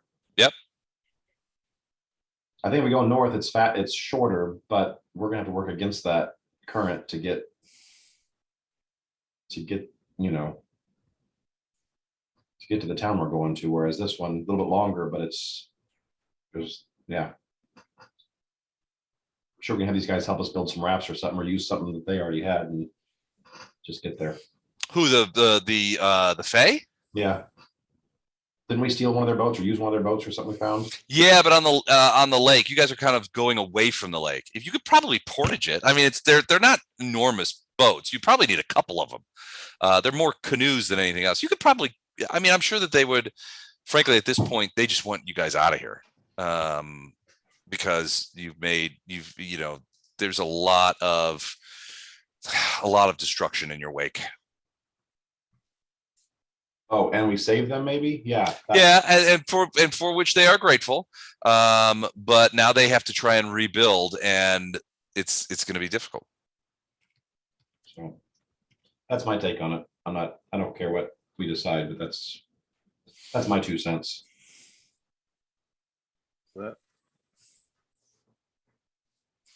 Sorry, here, let me do this. Chandram's willing to follow along too. That makes sense to me.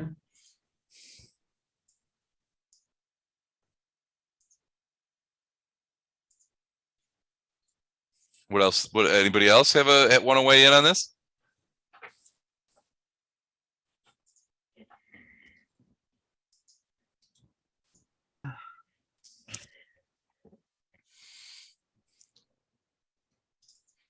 So you guys see all that on the map? At this stage, I can see the whole party pretty much like the Avengers at the end of the first Avengers movie, just sitting there eating the shawarma. Right. We're just all kind of beat and just not even comatose really, and just kind of. We're trying to get the case of the documents to Lyceum, right? Yep. Okay. And we are, I'm sorry, on this map, we are where again? Right about here. Thank you. Okay. So right on so you basically, this is the lake up on which the Fae village sits. So you've been on the edge of this lake for a while. So you guys are moving sort of northeast through the fire forest. And now you've sort of taken a break and you're deciding where to go, because you've abandoned the Sela village to their grief and rebuilding. Okay. And we are considering going due north or to the northeast. I assume that, and if I'm wrong, then my plan goes to crap. I assume that blue coming out of the south is a little river heading that way, and then it also heads north. So I was kind of saying going down this way and going around, just because it's a very easy path.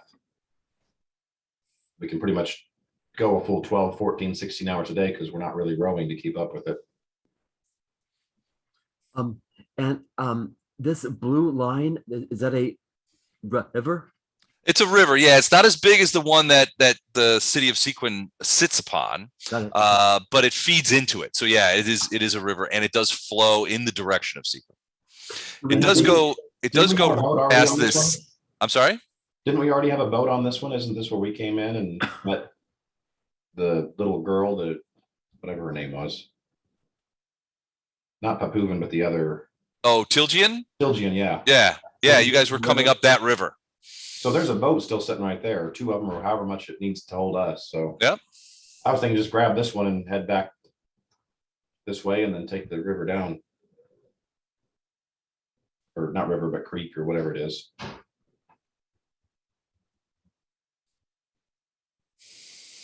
Does that work? Are you asking me or? Yes, yeah. It makes sense Yeah. to Vandrum. I kind of Yeah, like that. it could work, absolutely. If they're both heading that direction, if it's heading south and then it's heading north along here, then like I said, it's an easy button. Yeah, it's a bit of the long way around, but you don't have to necessarily crash through a bunch of problematic areas. There's not a couple days of traveling through forest and hacking our way through or trying to go north and then trying to make a boat or a raft and then go against the current. This is just floating all the way around and down.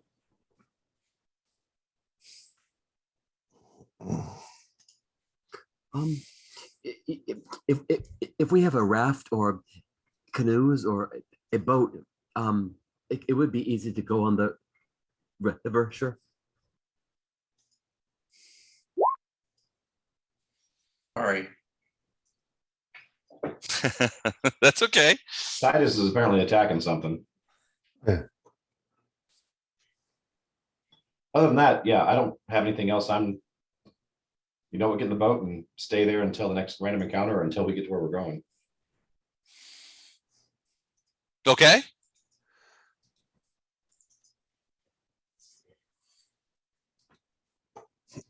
All right, so you guys are gonna go back around. So let me just do this so that I have it straight in my head. So you guys are about here, and you guys are gonna go. I'm gonna use a let's see, a pink line here. Yeah, Hold on a there you second. go. So you guys are about here, and you're gonna go back around around the lake to get to that little river on the south side of the lake that you came up from. Yep. Vandrum's going to point out that without rest, he has no spells. Yeah, good point. I was gonna mention that as well. We need. Yeah, we can to start off rest. just resting, tell them, you know what, we're out of here, but we're staying the night in one of these caves and we'll Okay. be out in the morning. You're gonna try to stay at the village and stay overnight in the shelter there. Oh, He there's no try. We're gonna stay there for the night. well, he seems so. Papuvan says, of course you could stay, that kind of thing. But you do see that the relationship that you had with the Fae prior to the big battle with Indomitable has changed. Before it was these are the chosen of Anyariel. They are our saviors. They are going to help us. We will take them to Tamber. We will show them where Guinevere is. All this other stuff. Now everybody is kind of sort of standoffish. They don't, they bring food and they basically, rather than coming into the cave where you guys were like they would have before, they sort of lay it at the doorway and then retreat again back to where they are. They've been burning the bodies of their dead, both as well as the Fae in one fire, and then at the far end of the thing, they've got a bonfire where they're throwing the bodies of the marrow in, because they don't want to pollute the water with their dead bodies, and they're just sort of like they're chastened. They did not expect this to happen to them. They certainly did not expect so many dead and so many things to have happened. So they kind of stay away from you. On one hand, they recognize that you guys basically saved most of all their lives, because Indomitable would have killed all of them. At the same token, their losses were significant, and this was just the final event of a series of setbacks for these guys that now they're what's the old phrase, free but at what cost, that kind of thing. So they're there, but yeah, they can't deny anything. But it's Papuvan is obviously unhappy is too strong a word, but you get this decided impression that he would have preferred that you leave immediately as opposed to staying the night, but he can't deny you anything. So, and they do build you satchels of food and things to take with you, and they have some rudimentary maps of the region which they give to you and say, hey, look, this will help you on your way, and we will stop the Sargavans as much as we can. Yep. You do notice that in all of the excitement, the farmer and his daughter that sometimes would see things and make predictions and and make prophecies have disappeared. Your guess is that over the course of the last day and a half, 2 days, they slipped into the woods and took off. For who knows where, but they are now gone. That said, as you guys leave, I'm assuming you leave the next morning after you have your Yeah. Yep. Okay. As you leave, you see Tilgian sort of following behind you. She doesn't approach you, but she definitely is. You guys have left the village, and she's definitely following. She wavers between maybe 40 and 80 yards behind, flying around behind you. As a fae, the likelihood of her being seen by accident is low. So it's your guess is that she wants you to see her following you, but she's not willing to approach any closer than that. But as you guys make your way around the thing, you could tell that she's definitely following you guys. Lorelei will approach her and see what she wants. Okay.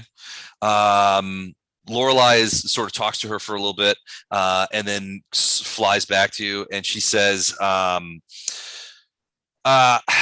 she wants to come with. She says there's nothing for her at the Sela village anymore. All of her friends are either gone or traumatized. Papuvin doesn't need her, and she's always wanted to travel and see the world, and she wants to find Intafini the Long Walker and eventually bring him back to the Fire Forest. And Lorelei is like, I don't know who Intafini the Long Walker is either. Hey, we could use the company. So you'd say that it's okay? Or I do. I can't speak for everyone else. it's fine. Lorelei will advocate for her to come. She's looking forward to having another. She's a pixie too, right? Or She's a pixie. Condrum says we need all the help we can get. No problem. Aaron doesn't care one way or another. I think it's funny you think an NPC is going to be helpful. That's funny. In battle, perhaps not. Perhaps she has other ways that she can help. Yeah. All right. So she, once Lorelei goes back and tells her that she's welcome to come with them to Sequin, Tilgian comes flying up, and she's obviously very happy and pleased. She says thanks to everybody. I wasn't sure after all of what Papuvin how Papuvin treated you guys and everything there that I would be welcome, but frankly I'm done with that place. And I was sick of those guys. Yeah, I was done with that place. So I want to come with you guys. I want to see Sequin. I want to see if I can find my friend in Tifi, the Long Walker.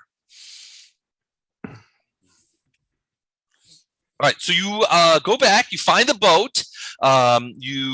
It's intact at roughly the same place you beached it, where Tilgian was before. In fact, she can lead you straight to it, and makes a fair amount of time. So you get to the boat, by mid to late morning, quite quickly after you've rested, and you manage to find it. And everybody sort of piles in, and off you go. There's a lot more. This boat is a little cramped. Tilgian flies overhead, and she says, I will scout for you, and sort of flies upriver to try and things. And now that the Fire Force has sort of mellowed out quite a bit, the passage is not bad. In fact, you begin to see fish in the river. Titus, at one point you reach your hand outside of the canoe and touch the water, and it's cool to the touch, instead of bathwater warm. It really the destruction of Indomitable has really changed a lot of the nature of, at least in the immediate area, has really taken a turn for the better. By late afternoon, you make the crossroads of the rivers, and it becomes clear. I mean, you don't see anybody in the river, although wildlife seems to be coming back more, and it's a good time to probably rest at the crossroads. Fair Is enough. anybody down hit points or anything like that? I'm down a few probably no doubt. I from- would have healed you before you rested at the ferry camp. So everybody should be full. All right. The next day you get up, begin traveling again. This time you're traveling northward after you've got to the cross of the river. And for the first time in a while, you feel like you were really sort of making progress towards your goal, which was the Lyceum. The case, now battered and dirty, still contains all those plans, although it's been almost 2 weeks, maybe a little more than 2 weeks since you left Gate Pass. And frankly, at this point, you're worried that whatever plans are in there, may not be as valuable anymore, or that they've assumed that you guys are either dead or missing, or have just simply absconded your way out of Sargava into the Mwangi, or north into the some of the northern, moving north towards the inner sea. About mid-afternoon, you guys make a pretty good clip, and you're about here. Whoops. I want to say here. Nope. Hold on. You guys are about there. When you start, the sun is starting to set a little bit, and you're thinking, you know what, it's probably time for us to disembark. Your guess, based on the charts that you have, is that you will probably make Vidor late tomorrow or early the day after. But as you beach the boat and get up onto dry land, begin gathering sticks for a fire, that kind of stuff, and begin making camp, you hear the sound of horses' hooves, and they're not too far away. Everyone give me a quick perception check. I'm tired. I want to go home. Arendar hears nothing. Oh no, hears nothing. Titus hears nothing. Jesus. Oh, finally. And Chuck hears something. Bondi? Did she lose Zoom again? I'm clicking on the map, but I don't have, oh, there it is. I'm sorry. It's at the bottom. I apologize. Jeez, they're all set up different. There you go. I hear nothing. You hear nothing. All right. That's Everybody else is sort of building camp, getting up their tents. Tilgian is flitting around, that kind of stuff. Not paying attention to stuff and things like that. But Wraith and Poe, you guys do hear hoof prints off of the thing. They're not galloping, they're more like trotting. Wraith, about the time you hear it, Tilgian sort of catches your eye, and you see her sort of like cock an ear over, and she nods to you, and she sort of flips out and flies over the nearby tree line to go maybe check it out. She's not gone very long, and she comes back and she says, there are Mwangi on the road. There's a road just over the ridge there, and leading north, and there are Mwangi on the road moving northward. I'm sorry, moving southward, moving towards us. A group of Mwangi. Perhaps we should talk to them. Perhaps we can get news of what's been going on in the world while we've been dicking around in the fire forest for so long. The Mwangi are the other group that wants to own Gate Pass that isn't quite as much of a dick as the.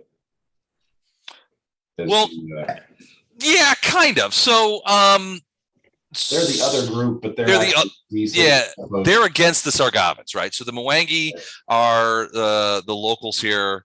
They have a couple of large cities to the east. The Mwangi expanse is actually quite a large area, but relatively sparsely populated. The Sargavans are essentially Chilaxian colonists in this region, and they have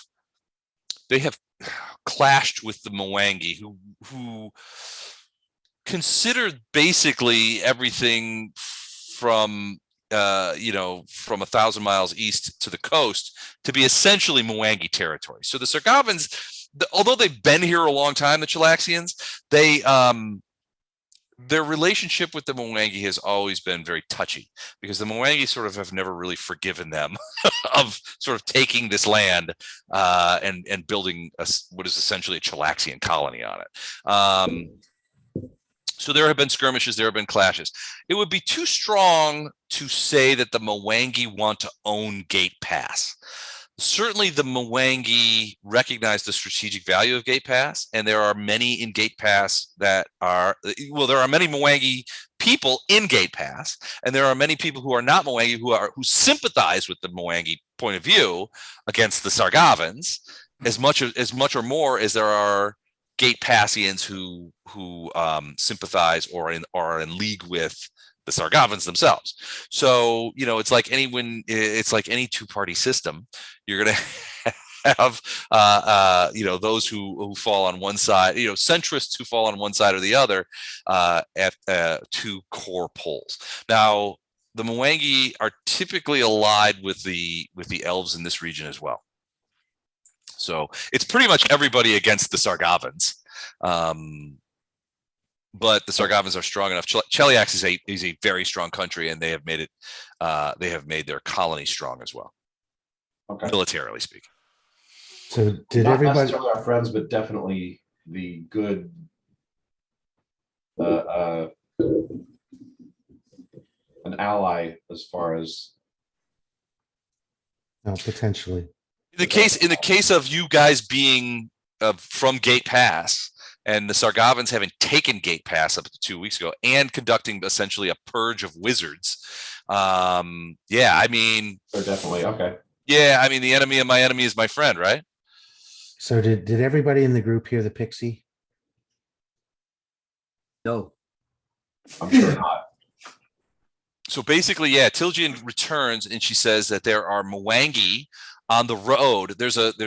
She says it's a road. What it probably is a dirt track of some sort that are coming south on the road towards you guys.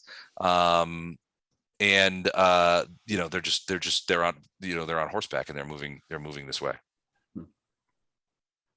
But so that was everybody heard that, right? Yes. Copy. So I'm gonna look at my brother and then I'm gonna move up into the woods and go south.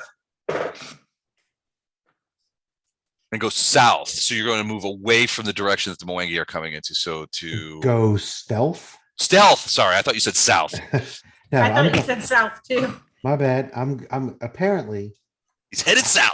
I Yeah, he's enunciate. going south. Apparently I enunciate like shit because I go through drive-throughs and they don't ever understand what I'm saying either. I thought you needed some fried chicken or I don't know. Yeah, exactly. And apparently Diet Coke sounds just like Dr. Pepper when I say it.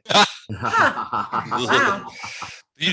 What happens to you when you accidentally drink Dr. Pepper when you ask for a Diet Coke? Do you just immediately projectile vomit, or does it take a while? Pretty much. Yeah. Dr. Pepper. I mean, it's not bad stuff. I just can't have the sugar. Anyway, I love Dr. Pepper. I'm going to go. So You gross. love Dr. Pepper. Ooh, I Yes. always wonder about that. That's I'm such going a to go strange north, and I'm going to go stealth, Okay. and I'm going to try to get an early look at these guys. But like I said, I would have made eye contact with Arendar. He knows what I'm about to do, so Murder. perhaps, but we'll see. All right. Give me a stealth roll and then give me a perception check.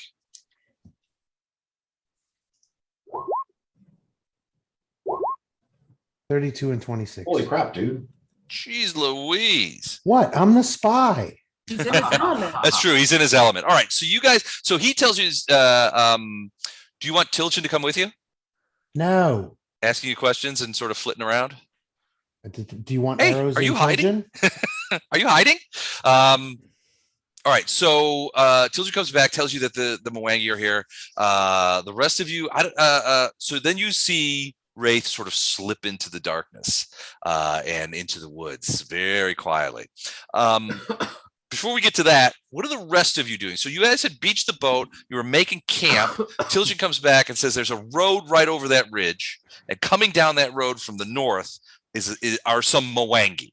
Now, she hasn't described, is it an army of Mwangi? Is it a patrol of Mwangi? Is it one guy on a horse? She hasn't gone into that. So if anybody asks, she will say that it is about a half dozen Mwangi. And she says they look like they're important. And two of them are very big. Much bigger than I am, but even bigger than you guys are. Okay. It sounds like a hook, so I should go talk to them. All right. So And by I mean Titus. I only talk to them if the Titus conversation doesn't go well. Gotcha. Okay. Those, I'm ki- in those, it. those Go ahead. conversations. All right. So you guys are going to move towards the road. I mean, so if you're just going to like follow the noise.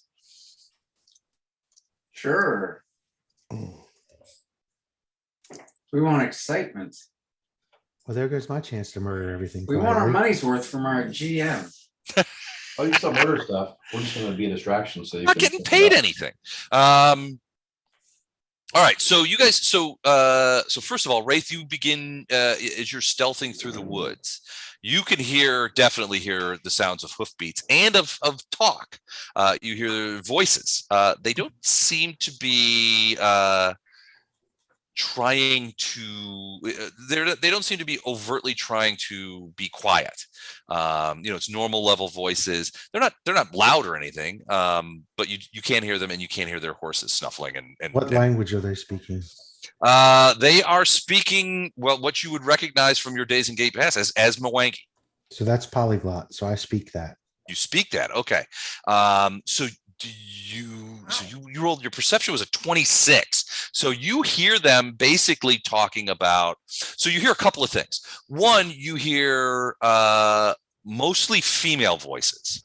In only one instance do you hear a male voice.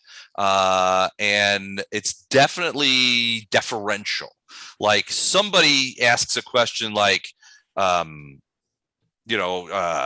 are we for supplies? That kind of thing. And there's a male voice that says, we're doing well, my lady. Everything is above board. But other than that, the most of the conversation is between at least two and maybe sometimes a third woman who seem to be talking about the changes that they've noticed that have taken place in the fire forest. They also are having conversations about raiders that have been picking off the farmsteads in the thing, and you can hear them discuss pretty openly that it's widely known that these are Sargavan bandits who are raiding the farmsteads in the valley between here and the larger river outside of the fire forest. And they're saying, we've had requests from some of those people for assistance, and the woman who seems to be in charge is basically saying, well, we should do everything we can to help those people. How many do you know how many farmsteads have lost? And the woman's like, I think so far it's like 8, my lady, that kind of thing. They definitely refer to her in some sort of noble status, but they're essentially talking about how they can best support these people, with the resources that they have, and then there's also some talk about, loose Sargavans. It's only a matter of time before Sargavans come into the fire forest, and that there's some speculation that they've already made certain alliances, especially the Scourge has made certain alliances with the hobbits of the fire forest, and there's been incursions in the northern areas.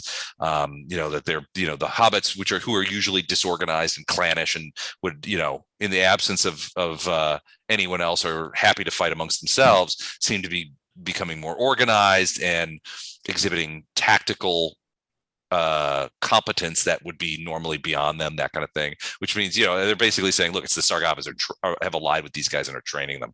But that's mostly what they're talking about. It is they sort of clip-clop. They do occasionally say, we need to keep an eye for those Sargavan bandits. This road is well known. It's the road to Sequin. With all the refugees that are pouring into Sequin now, it's likely that the Sargavans are well aware of this road and may have patrols out here. So we need to be aware. Give me another perception check. 22. 22. You're listening to these guys talking, and you're not moving because they're moving towards you. So you sort of stopped, sort of in the underbrush, and you're well stealth. You're pretty sure that nobody can see you. As you're standing there, or sort of like hunkered down and that kind of stuff, you can feel and hear a presence of some sort behind you.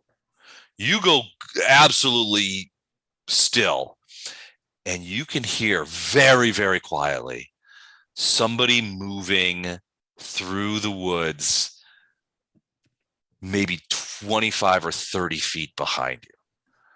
You take a moment to kind of like very slowly move your head around and look, because you can hear it sort of passing behind you from one side to the other. And as you sort of like look to the side, sort of side eye the area where it's passing into, you look over there and very with difficulty, you see what looks to be an elf, one of the local elves, Kajiji elves that you've run into before, passing very quietly through the woods in front of these Mwangi that are moving towards you. So the Mwangi are probably 50 yards down the path. This elf, and as you continue to look at it, you see another one behind it. They're sort of stealthing through the forest. It's only by chance that you got here before they did, and your stealth is so high that they simply passed by you and didn't see you. So what I know of the local elves Mm-hmm. is that they are not friends of the Sargavans, correct? Correct. They don't like this. They don't like the Sargavans. They are often in alliance with the Mwangi, and they hate the hobbits. Okay. So I'll keep an eye on them. I assume at this point, just off the road, I found a good spot to hide under a bush or whatever. Stealth roll was pretty good. So Mhm. I'm going to keep an eye on what they're doing. The elves or the Mwangi? The elves at the same time that I'm going to continue listening to the Mwangi conversation. Okay. Give me. And as far as languages are concerned, You speak Elvish too? I do speak Elven. Okay. The elves don't say anything. Well, I assume they're in quiet mode. So They're in quiet mode, and you can see, first you only saw the one, then you saw a second one, then there was a third one about 10, 15 feet behind the first two, sort of walking Overwatch. These elves are moving with skill and competence in the woods. And it's only by virtue of the fact that you were just sitting there still that you would even hear them. Frankly, if you were moving, you probably would have missed them. They are quiet as little mice, but they are moving southward, sort of in an oblique way. They're moving southward as well. They're sort of moving with the Mwangi sort of in front of them, though. So do they seem to be moving like they're protecting the Mwangi, whatever that is, caravan, whatever? Do they seem to be? Yeah, maybe. Give me a sense motive. 20. Then we'll go to 28. Yes. Yeah, your guess is that these are stealth troops out in front of these Mwangi who are moving down the thing, protecting them, scouting for danger, that kind of thing. Okay. Which one of these elves is closest to me? The rear guard one is probably about 30, 40 feet away now. Is he moving in a direction that would bring him closer to me? No, they're all three moving away from you. Okay. All three of them passed behind you. So imagine a road. You're sitting on the edge of a road, Right. and you're looking north, which would be to your right. Okay. You hear people behind you moving from your right past you, behind you, to your left. You look over to your left and you see them continuing to move away from you. And they're sort of doing so very quietly, because they didn't know you were there. So they're about 75 yards. I mean, if you're a guess, probably 75 to 80 yards away from the Mwangi. Yeah. But elves in the woods can move very fast. So you're guessing that they're an advanced picket of some kind, keeping out of sight, so that if anybody makes the mistake of trying to harass the Mwangi, these elves would be in a unique position to come around from behind them. And so the rear guard guy, how close is he to me? About 40 to 45 feet and moving away. Okay. I'm going to pick up a stick. Okay. No weapons in my hand. Okay. and I'm gonna break it. All right. Are you watching the elves? I'm watching the elf. They freeze and they stop, and you can see them sort of kind of looking over that direction. You're not sure that they actually see you yet, but they're definitely looking towards you. You see them very quietly unsling bows, pull arrows, all three of them. And then you see them sort of like turn around, and in your direction, they sort of spread out into a V formation. Mhm. Again, super quietly, and begin moving towards. The one that was the rear guard goes behind the V formation. There's the one that was a rear guard ends up on the left side closest to the road. You see him sort of go across and bake formation, and then the other two sort of get into a like a little line. They're about 6-8 feet apart, but moving very quietly towards you. You do not believe that they see you yet. Okay, again, because I broke the stick to get their attention. Mm-hmm. Hands up so that they can see I have no weapons. Okay. I'm going to, I guess, break stealth. I'm going to try to make them aware of my presence. So you could just stand up, I'm not going to do something stupid like that. like stand up and run towards them as hard as you can. No, well, because I don't know, they're stealthing in the woods to protect the caravan. Mm-hmm. I don't know who or what else is in the woods except for them and the caravan. So I Right.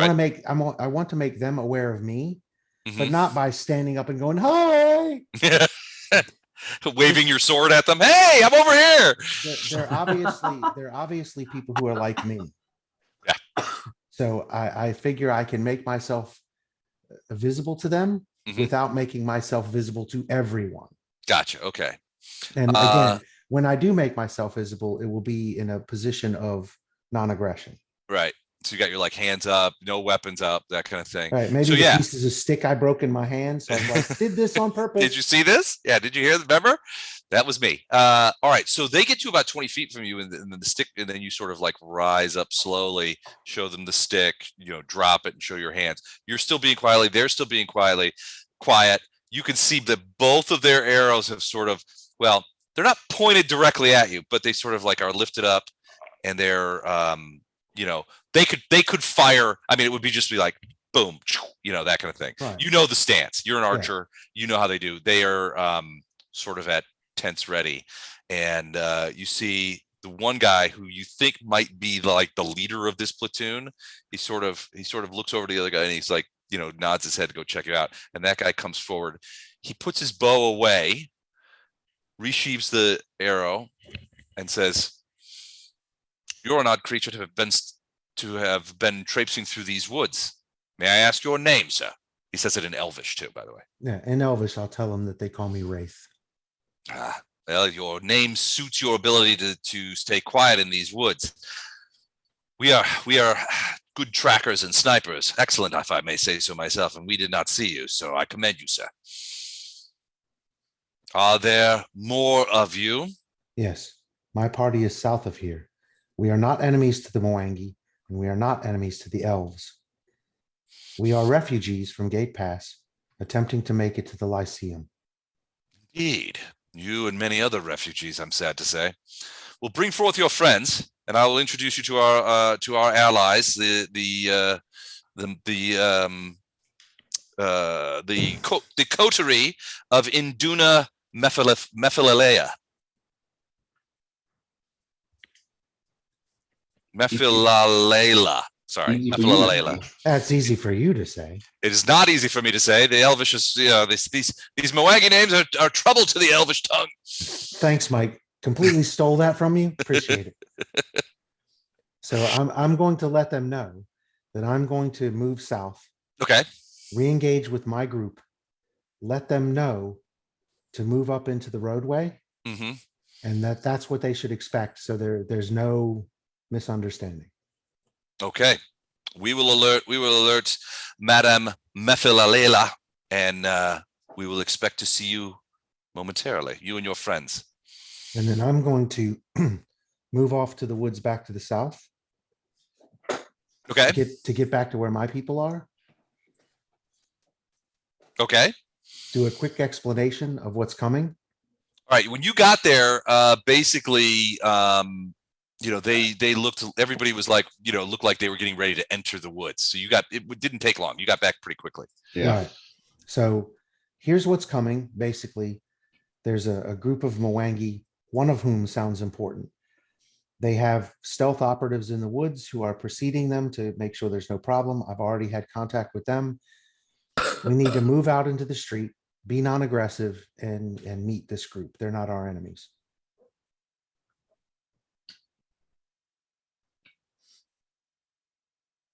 What say you? We roll initiative.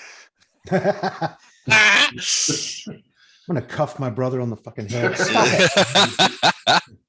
Give him a get in the house. Just Yeah. knock it off. Knock it off. All right. I'll put my weapon away. And we'll Walk move up. up. We'll move up over the ridge and get into the roadway and just sort of stand there. Okay. So yeah, I mean, basically you get through that. You do not see, as you guys are peeping through the woods, you do not necessarily, well, not necessarily, you actually do not see any elves. So you're kind of like, well, where are these guys? You know, what's going on? That kind of thing. I thought you said there were some elves. Well, that kind of, maybe there are, maybe there aren't. And you guys begin moving up the roadway as you get there, but you do not see the elves. But it isn't long before you see people, and there are several people on horseback, and two people who are not on horseback but seem to tower over everyone else. You guys are down here. Let me, Who and put they're Wraith in and the they're up middle of there. the road. I thought you were leading. In the middle of the road? What the hell's wrong with you? If you guys want to get into a different marching order, I guess, for lack of a better term, So, by all means. Arendar, and where the hell is that wizard? Get your smooth talking ass up here to the front line. Thank you very much. Titus? Yes. Oh, You think I'm that gonna do one the was out talking? dirty. I'm not gonna do the talking. You should be up here to do introductions. All right. If you know them, but That would go really badly. I'll be up there with everybody else, but yeah, I'm not the chatterbox. okay, not that far. So. Get back here. What are you doing? My perception. Let's bring that up so that I can. Or maybe I need knowledge, whatever. Do I have any idea who they are or what they are, what they're about? Well, Yeah, you can see them from here. And sorry, go ahead, Chuck. I didn't mean to interrupt. I told you they were Mwangi. Which Yeah, means but they're big. they're not our enemies. And that one of them is possibly nobility, and that they have stealth forces in the woods. So this would be your area of expertise in the diplomatic realm, right? We just need to wait for them to get to us because I told them we were going to be here. And I would ask that Tiljan get back in the roadway so that it does not appear that she is attempting to be deceptive. Okay, sorry. I wasn't trying anything. Let's be I'm just- honest. If I have to put an arrow in the pixie, I'm happy with that. All right, she sort of goes around by Vondram because she knows about the arrows. So Right, but she's not doing. Yeah, so these guys are also like sort of going forward. So I'm several. sorry. Go ahead. I moved Arendar by mistake. I figured we'd flank, let Titus be up one spot. That way we've got the smooth talkers. It'll also freak them out that there's two of me, Yep. since all they did was not see me in the woods, and then I showed them I was there, and we look alike. So Okay. I thought those were elves. These look bigger than elves. So they're Yeah. Mwangi. Okay. well, and they might be something other than that too. They might have giants with them. I don't know, but I know that this main group that was on the road are Mwangis. One of them is possibly a leader, a noble. I don't. They defer. to Right. I her. picked. Okay. I And picked then- up that. In the woods, there are 3 elves at least that were moving sort of stealth recon to protect this group that are probably still stealth in the woods, but will possibly come out once they get here, which is what they're expecting us to be on the Okay. roadway.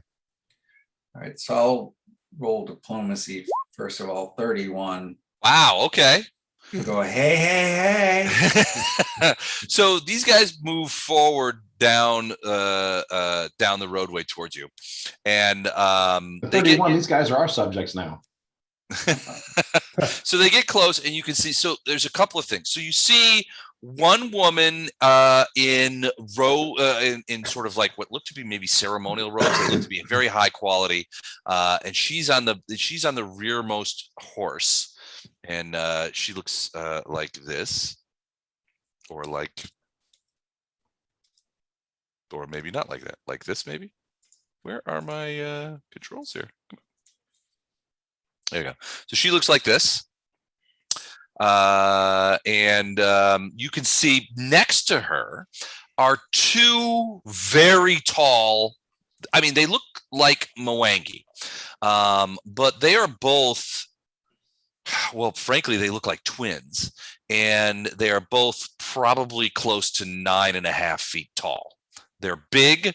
They are well muscled. Ono, give me a perception check. Arndar, this is our jam. Twin girls, Yep. come on. We like big Heck women. yeah. I got an enlarged spell. And you're gonna need it. There's nothing wrong with tall women. Come on. 17. So these women are carrying Ono. You notice that these tall women are both carrying. Jeez, I can't speak. Are both carrying weapons that you would remember from your monk training from the monastery. And your guess, so that I mean, monks use different kinds of weapons. You notice one called a kama, which is essentially a small scythe-looking thing. It's like a handheld scythe. You know that there's no other. I mean, this is not a warrior's weapon; it's a monk's weapon. You're worried that those are monks. They are very close to the woman on the horse, and they are very alert. Near them, you see a couple here. So the male voice that you heard was this guy over here. He is carrying what looks to be a longsword, and he's wearing a kind of metal armor, but also sort of a vestment of some sort on him. It might be some sort of maybe battle cleric or something like that. This woman over here is dressed very similarly. In fact, with the sword and the armor, it looks like they may be members of the same group. I don't know. They're wearing similar clothing and bearing similar weapons. And then you are approached, and Titus, this woman looks at you. She actually moves forward as these guys stay still and these guys move forward. And she looks like this. And she says to you, my name is Zuelibari. I am servant to Induna, the lady Induna Mafalulela. And we are curious to know what you are doing on this road. Are you refugees? Are you, or are you among those who seek to take advantage of those in need? Bandits or thieves or robbers? And she looks at you. It's, even as the words sort of come out of her mouth, you get the impression that she's sort of smiling, that she doesn't really suspect that you guys are robbers or thieves. Although Wraith remembers that they were talking about the fact that there are people in the woods who are taking advantage, who are raiding and that kind of stuff, and they suspect Sargavan influence there. Who are you to walk the paths of the fire forest? I say my eyes are up here.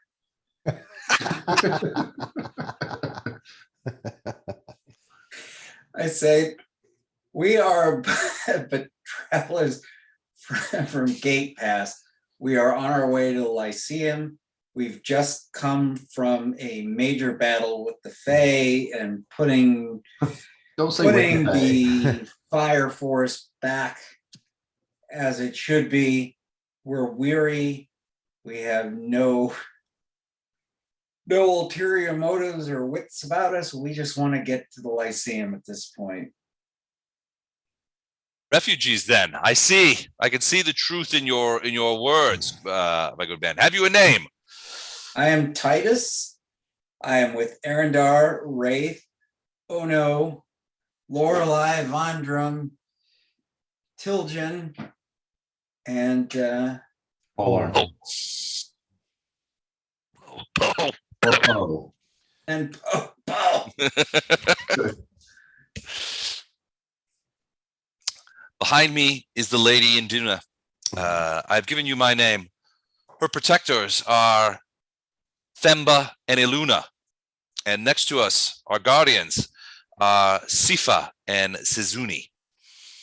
We are of the Mwangi, we are Milady Induna is a baroness in the Mwangi Empire. And we travel these roads in search of thieves and raiders to try and put a stop to the troubles that have bedeviled the farmers just outside the fire forest. I say, I'm sorry, we're fresh out. I've noticed you say you had a hand in reducing the conflagration that has bedeviled us for many months. Oh yes, we most definitely did. I'm sure my lady would be interested in hearing that story, as would I. You say you're headed to Sequin to see someone at the Lyceum. Whom do you seek there? We have Well, no idea. I can't say without a couple flagons of wine. I was gonna say that was Torrent's job. She's not here with us anymore. So you mentioned Torrent. So actually, you hear in the background, you see Induna like go. Did you or did you not mention Torrent? Sure, I'd probably do it more of a It's an offhand comment kind of thing. even a offhand comment as a joke to like, because I'm sure Wraith and I probably look at each other like we have no idea who we were supposed to meet. That was Torrent's job. So Aaron and I probably just say it just as more of a joke. Torrent's job, yeah. It was Torrent's job. And you hear at the mention of Torrent, you hear Induna in the back, like, and the Zuelabari looks around and they don't speak, but obviously something is going on between the two of them because she looks around and she says, Torrent is known to us and known to the Lady Induna. How is it that you know her? I know that you mentioned earlier that you are from Gate Pass, as was Torrent. How fares she? Not well. Actually, well done, actually. Sorry. Are you insinuating that Torrent has succumbed? We're insinuating incineration. The fire demon thing that we fought kind of ended her life. Oh, that is sad news indeed. Torrent, like I said, Torrent was known to us not well, but we knew her to be a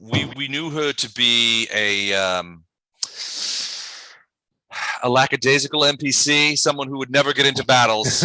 Yes, we knew the same one. That was actually her. That's her. You guys did know her. That saddens us, but to know that she traveled with you lends credibility to your story. You say you were in Gate Pass and you were refugees from there. Do you know of any news from there? How long has it been since you have been to Gate Pass? Since you left? 2 weeks. 2 weeks. Much has happened in 2 weeks. Yeah, we've been stuck in a fire forest. Our news is probably both newer and less pleasant than what you remember. 2 weeks ago would have been when the Sargavans took over. Were you there when the Sargavans breached the gates? Yes. Yeah. You were lucky to escape. The Scourge rules Gate Pass now, and they have mercilessly hunted arcane casters, as many as they can find. Many of them are have crossed the plains, and we've tried to provide as much protection. We as the Mwangi, not us personally, although we have. we've tried to provide as much protection to the refugees as possible, especially those bearing arcane knowledge. But we've not always been either successful or in time to save those who the scourge would ruin. They have been busy on the plains. The elves there have been at least 2 major engagements between the Sargavan, and major engagements would be battles between several dozen individuals on the plains between the elves and the Sargavan scourge. The elves won in one battle, the scourge in another. So there's no loss for enmity amongst the people of the eastern or the western Mwangi and the Sargavan scourge.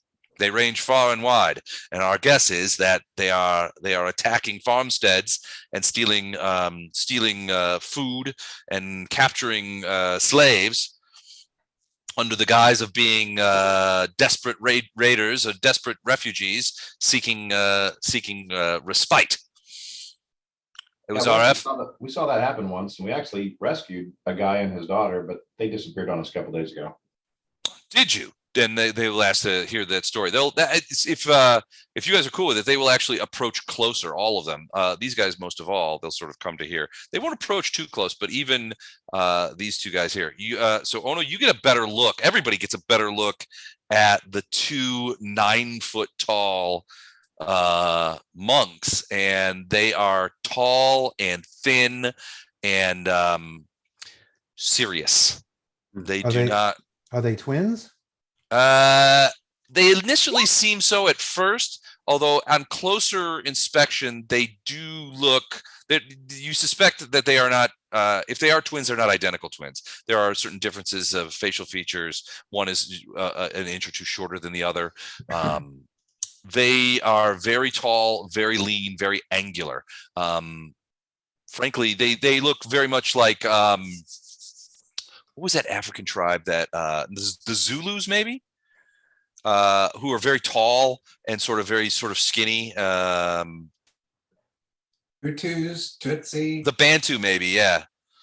But they sort of physically they're reminiscent of that sort of African body type. Whereas the rest of these people, the two warrior types are well muscled, shorter, stockier. They're wearing armor.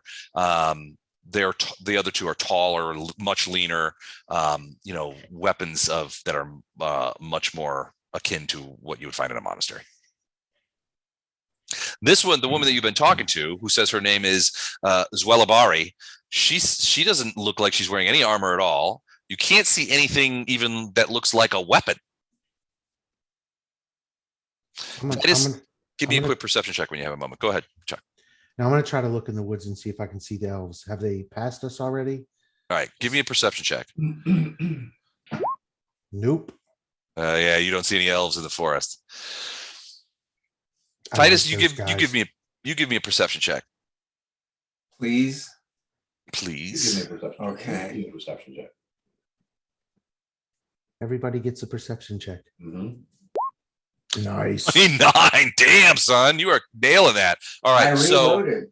you're looking at this woman, Zwelabari, and basically she looks. Your first bet is she's some sort of like major domo for this minor noblewoman, maybe a counselor of some kind. She's not wearing any armor. She's not bearing any sort of obvious weaponry, but as she moves closer on her horse, you get a look at her eyes. Her eyes are slitted like a cat's.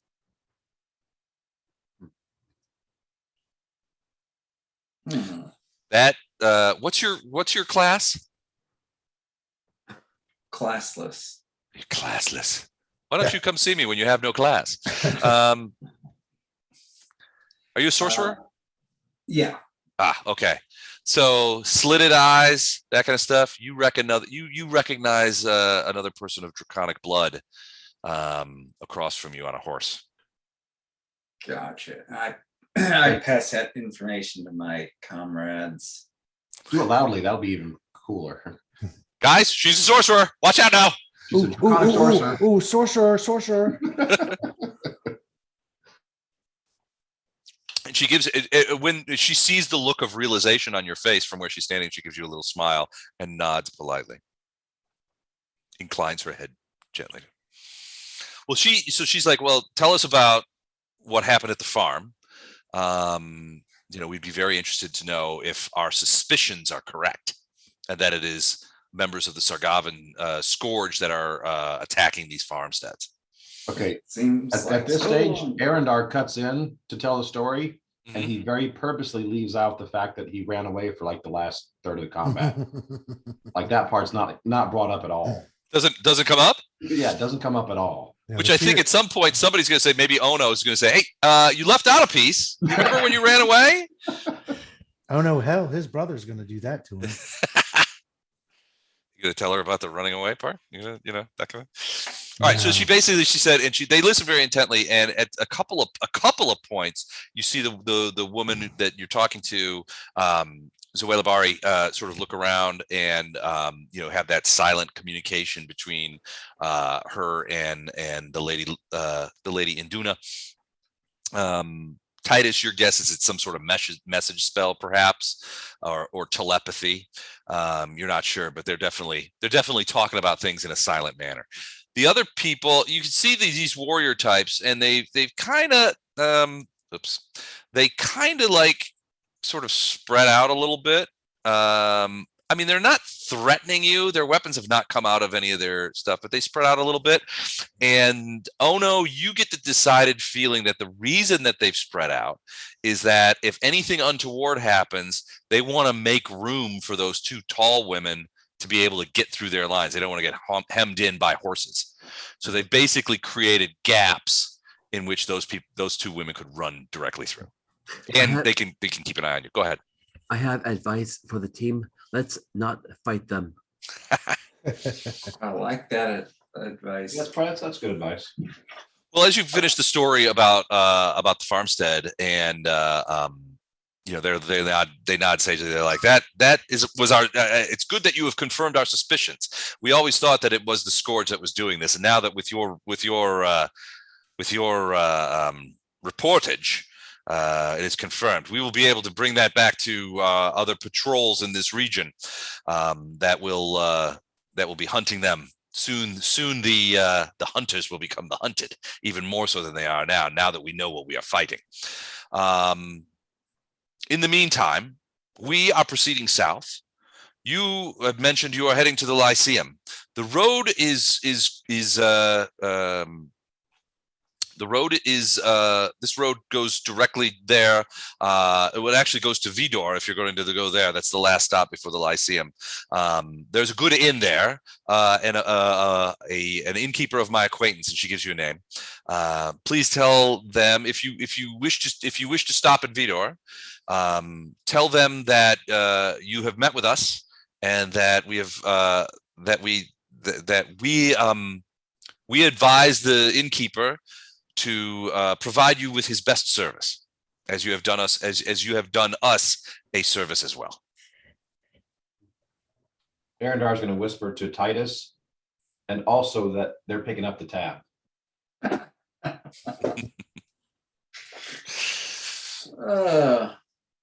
Well, ladies, we lost all our money on the trail, so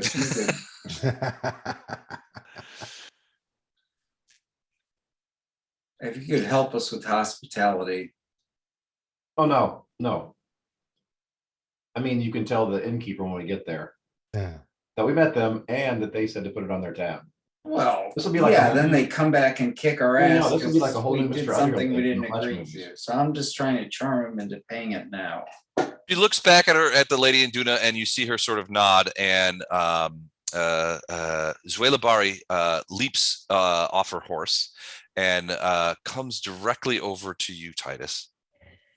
And she reaches into her robes and she pulls out a small pouch, which she reaches out and she grabs you. What's your charisma, Titus? It's pretty high. Hang on, Lee. Now He's I a gotta pull it. sorcerer. Pretty hot.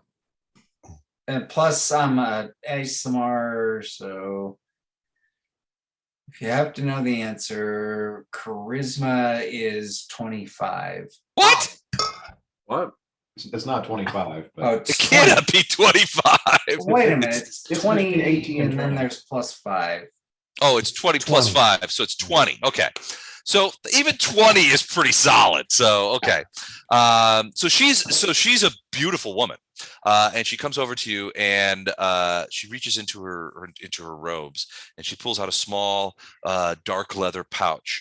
And she reaches out and grabs your hand, pulls it closer to her and puts the pouch in your hand. She grabs your hand, puts the pouch in there and holds onto your hand. And she says, Sir Titus, perhaps we will meet again in Sequin. I hope that will be the case. And she smiles. She smiles at you. Please enjoy the hospitality of Milady Induna.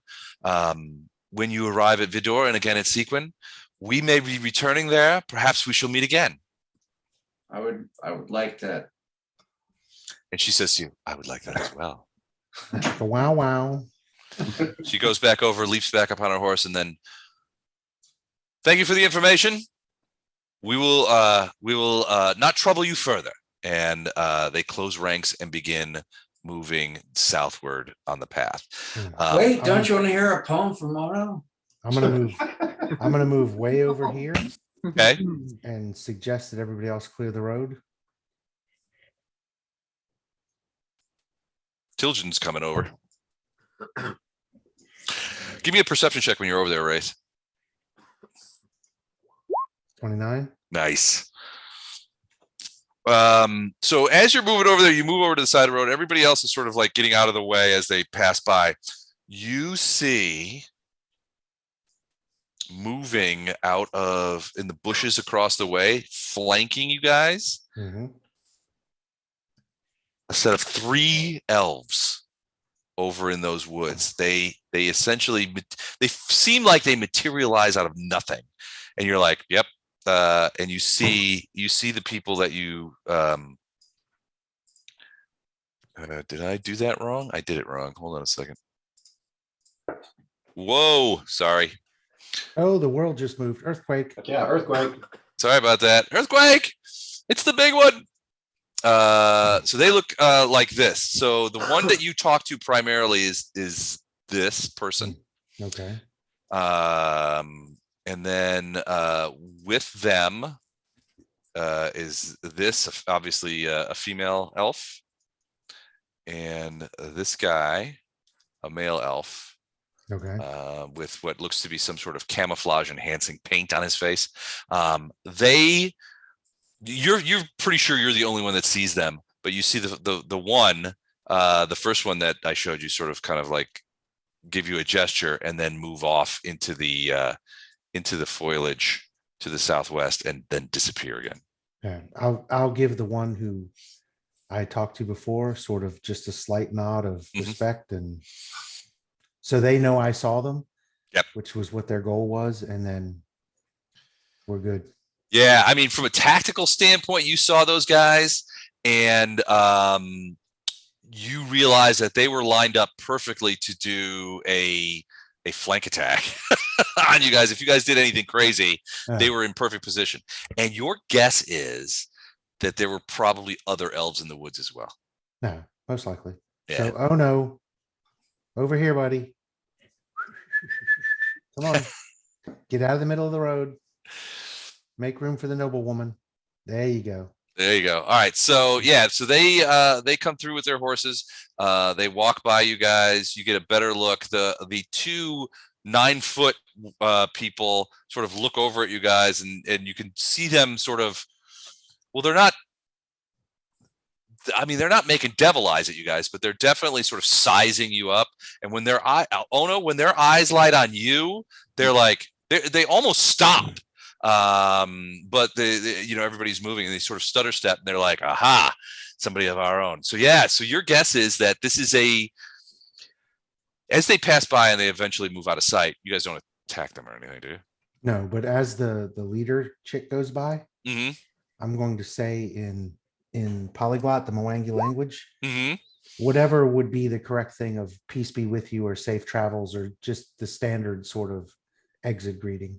Ah, gotcha. Okay, in polyglot. So she actually slows her horse, looks over to you, and she smiles, and she says to you in polyglot, the similar response. And so with you, safe travels.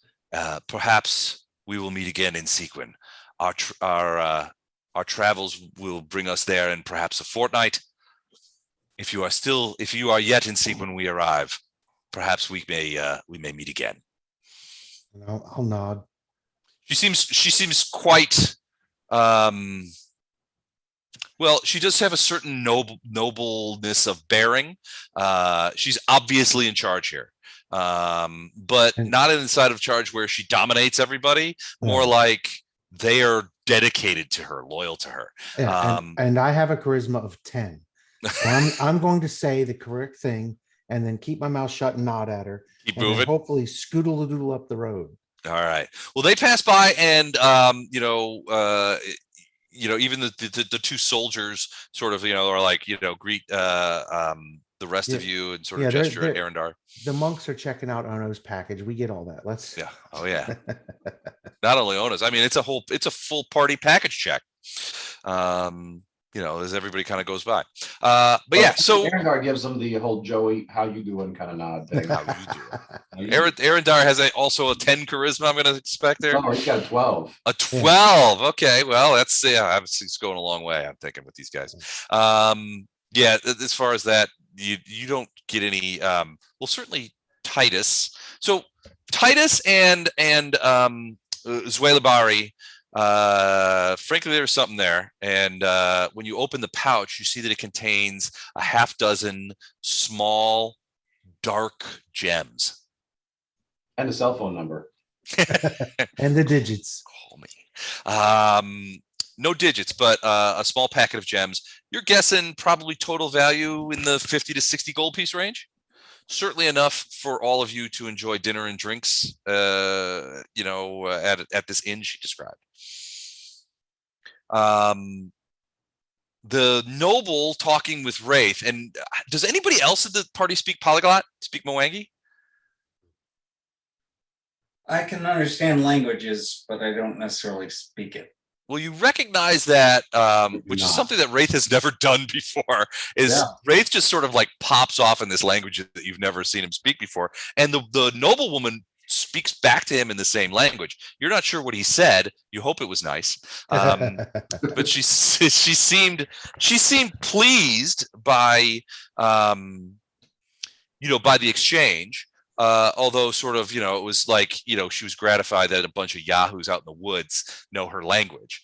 Well, other than that, off like usually happens when we're out. So. usually the flip off. The rest of the hey, I didn't say nice tits. I said good.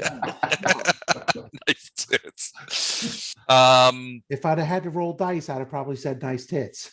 There you go. Yeah. I like your horse. Exactly. Can I have it? Yeah. So the monk bodyguards seemed all business. The two warrior types, like all warrior types, they have this sort of jaded sort of I've seen it all kind of air about them. To Arendar, Vandram Poe, to your eyes, they looked competent. They look like they know their way around their swords, but they weren't about to jump in without orders. And as for the elves, I mean, Wraith, you mentioned the elves before. The rest of the party did not see them. You're the only one that saw them, and you just because you were able to see them. And your guess is that, that's the thing with elves. If you spot one, there's 10 you don't see. Yeah, they're like cockroaches. So you're guessing there's probably more than one, and you do know. So you're half elf, right? Yes. All right. So you're probably I'm half drow. Half drow. That wouldn't necessarily be obvious. Yeah, I was going to say it probably wouldn't set these guys off, but you are familiar with the idea that that elves will operate in. They like to, humans will, build a platoon or a squad, right? So you got 40 guys and 4 squads, and they're running around. They stomp on the tarmac and they get into fights. Elves don't work that way. They're quiet, and the the 3-person squad for elves is typical, especially when they're in sort of strike and hike mode, meaning, you know, they want to hit hard and then fade into the underbrush. Yeah. You know, your elvish knowledge knows that that's often used, you know, for that. I mean, you guys saw earlier when you guys were crossing the plains, you saw a whole platoon of elves on horseback that came through and challenged you guys.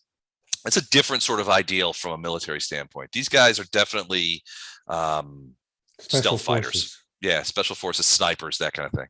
And I'm all about that. Yep. Yeah, they're cool. They know what they're up on about. Yeah, they didn't see me. And they didn't see you, which puts you in a special category, doesn't it? So move along. Yep. And after this group moves south of us, then I'm going to go. I'll stay like 60 feet ahead of us, but I'm going to do the stealth thing in the woods, just like Okay. they're doing for Okay. our party moving up behind. Okay, cool. So you guys, I mean, you can still use the boat if you want to go upriver. That the river or Does the boat road go will along the both. road?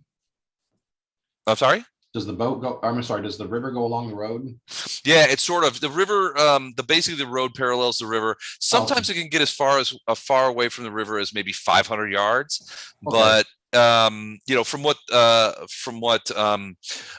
Zuela said, this road and the river both sort of terminate very close, if not in that little that little town of Vidor, on the edge of the swamp there. Yeah, we'll just probably just stay. Well, we got to go travel. You know, we're gonna go sleep for the night, but yeah, we probably just travel via boat and just. Stay in the boat. But at this point, Easier. this group just came down the road. They had Right. at least one unit of elves in the woods stealthing, which I've Mhm. told you guys, even though you didn't see them. Everything from here north is clear on the road. Probably. So Now they did mention that there are raiders, and they mentioned that there's a pretty solid flow of refugees. But if you look back at, you guys sort of went a weird way around, right? So if you're looking for refugees from Gate Pass, it makes sense for them to go like in this direction. You know, from Gate Pass, they would go. you're on a different map. I can't see what you're doing. Oh, right. That would help. Hold on a second. There we go. All right. There we go. So if you are just your standard refugee group leaving Gate Pass, you start here and then you would get to there. You would go in that direction. You know, sort of straight north from Gate Pass across the rivers and across the plains. You would probably get to Vidor as well. So town of Vidor is probably playing host to refugees on the last leg of their sort of trip to Sequin. You guys went in a different direction. You guys went into the fire forest because that's the way that Torrent was taking you. She was doing a roundabout. Upon reflection, she was probably going in a alternative direction in order to sort of stay out of, you know, the masses of refugees and the people that prey on them. They wanted to do a different way. And she knew you guys from Gate Pass, so she knew you guys were competent, you know, fighters and magic users. And she was like, look, we can go through the fire forest. This will work for us. But to your point, Chuck, you're absolutely right. If these guys are coming south from Vidor and Sequin along this road, the likelihood is that the road behind them is relatively safe. They were also talking about the idea that in this, you know, that these raids were taking place sort of in this area, sort of right here. Can you guys see that? That green color is garbage. Sort of in this area, right? These areas right here, because there's a lot of farmland, you know, on the other side of the river, you know, farmsteads and things like that are kind of far apart. That's usually where the elves would be sort of patrolling the edges of the fire forest to keep the hobbits from harassing these guys. But your guess is that the elves have a lot on their plate right now, because there's been at least 2 significant skirmishes. You wouldn't call them battles. We're talking about dozens of attackers. But if there's been at least 2 battles, that means it's pretty clear that the Sargavans and the elves are in a state of aggression. And that would mean that the Mwangi, who are often allied with the elves, are fighting back, essentially. And you guys will remember, even when you were in Gate Pass and you were trying to sell the case, that guy tried to sell the case for you. One of the people that wanted to buy it and actually approached you about it was a Mwangi and says, look, I'll take that. I've got money, and I'm not a Sargavan asshole. So really, road or river at this point? Matter. Either one, yeah, either one. Just we need to get to Vidor and then to the Lyceum. Sound like a plan? Yep. All right, we're right at 11 o'clock, so I just want to leave you with one more thing. Go ahead and pass a level. Okay, I was gonna say, I just looked at my character sheet and it was like August since the last time we met. Yeah, you complete. We're doing milestones, so go ahead and pass up to 5th level, and we'll see you again in 3-4 weeks, in a month. Yeah. Hey, thanks a lot, Les. All right, my pleasure. Hey, just so you Wow. guys know, you guys have went into book 3. We are now entering book 3. How many books are in this series? Like 11. Wow. Are there any more Hold on, let me check for sure. pixies and fae things? Yeah, if there's any more in the fire forest, In the just, like, future skip books. those books. There are 12 books in this adventure pack. Whoa. Any more fae? It's basically all Fae from here on out. Well, here comes that level of ranger with a special enmity towards fae. Thank you. All right, thanks you guys. This was awesome. Yeah, it was. Thanks, Good Les. night, Have a good everyone. one. Thank you. Night, All right, guys. you guys too. Have a great week, and we'll talk soon. And some of you I'll Good see night. next weekend. Take care.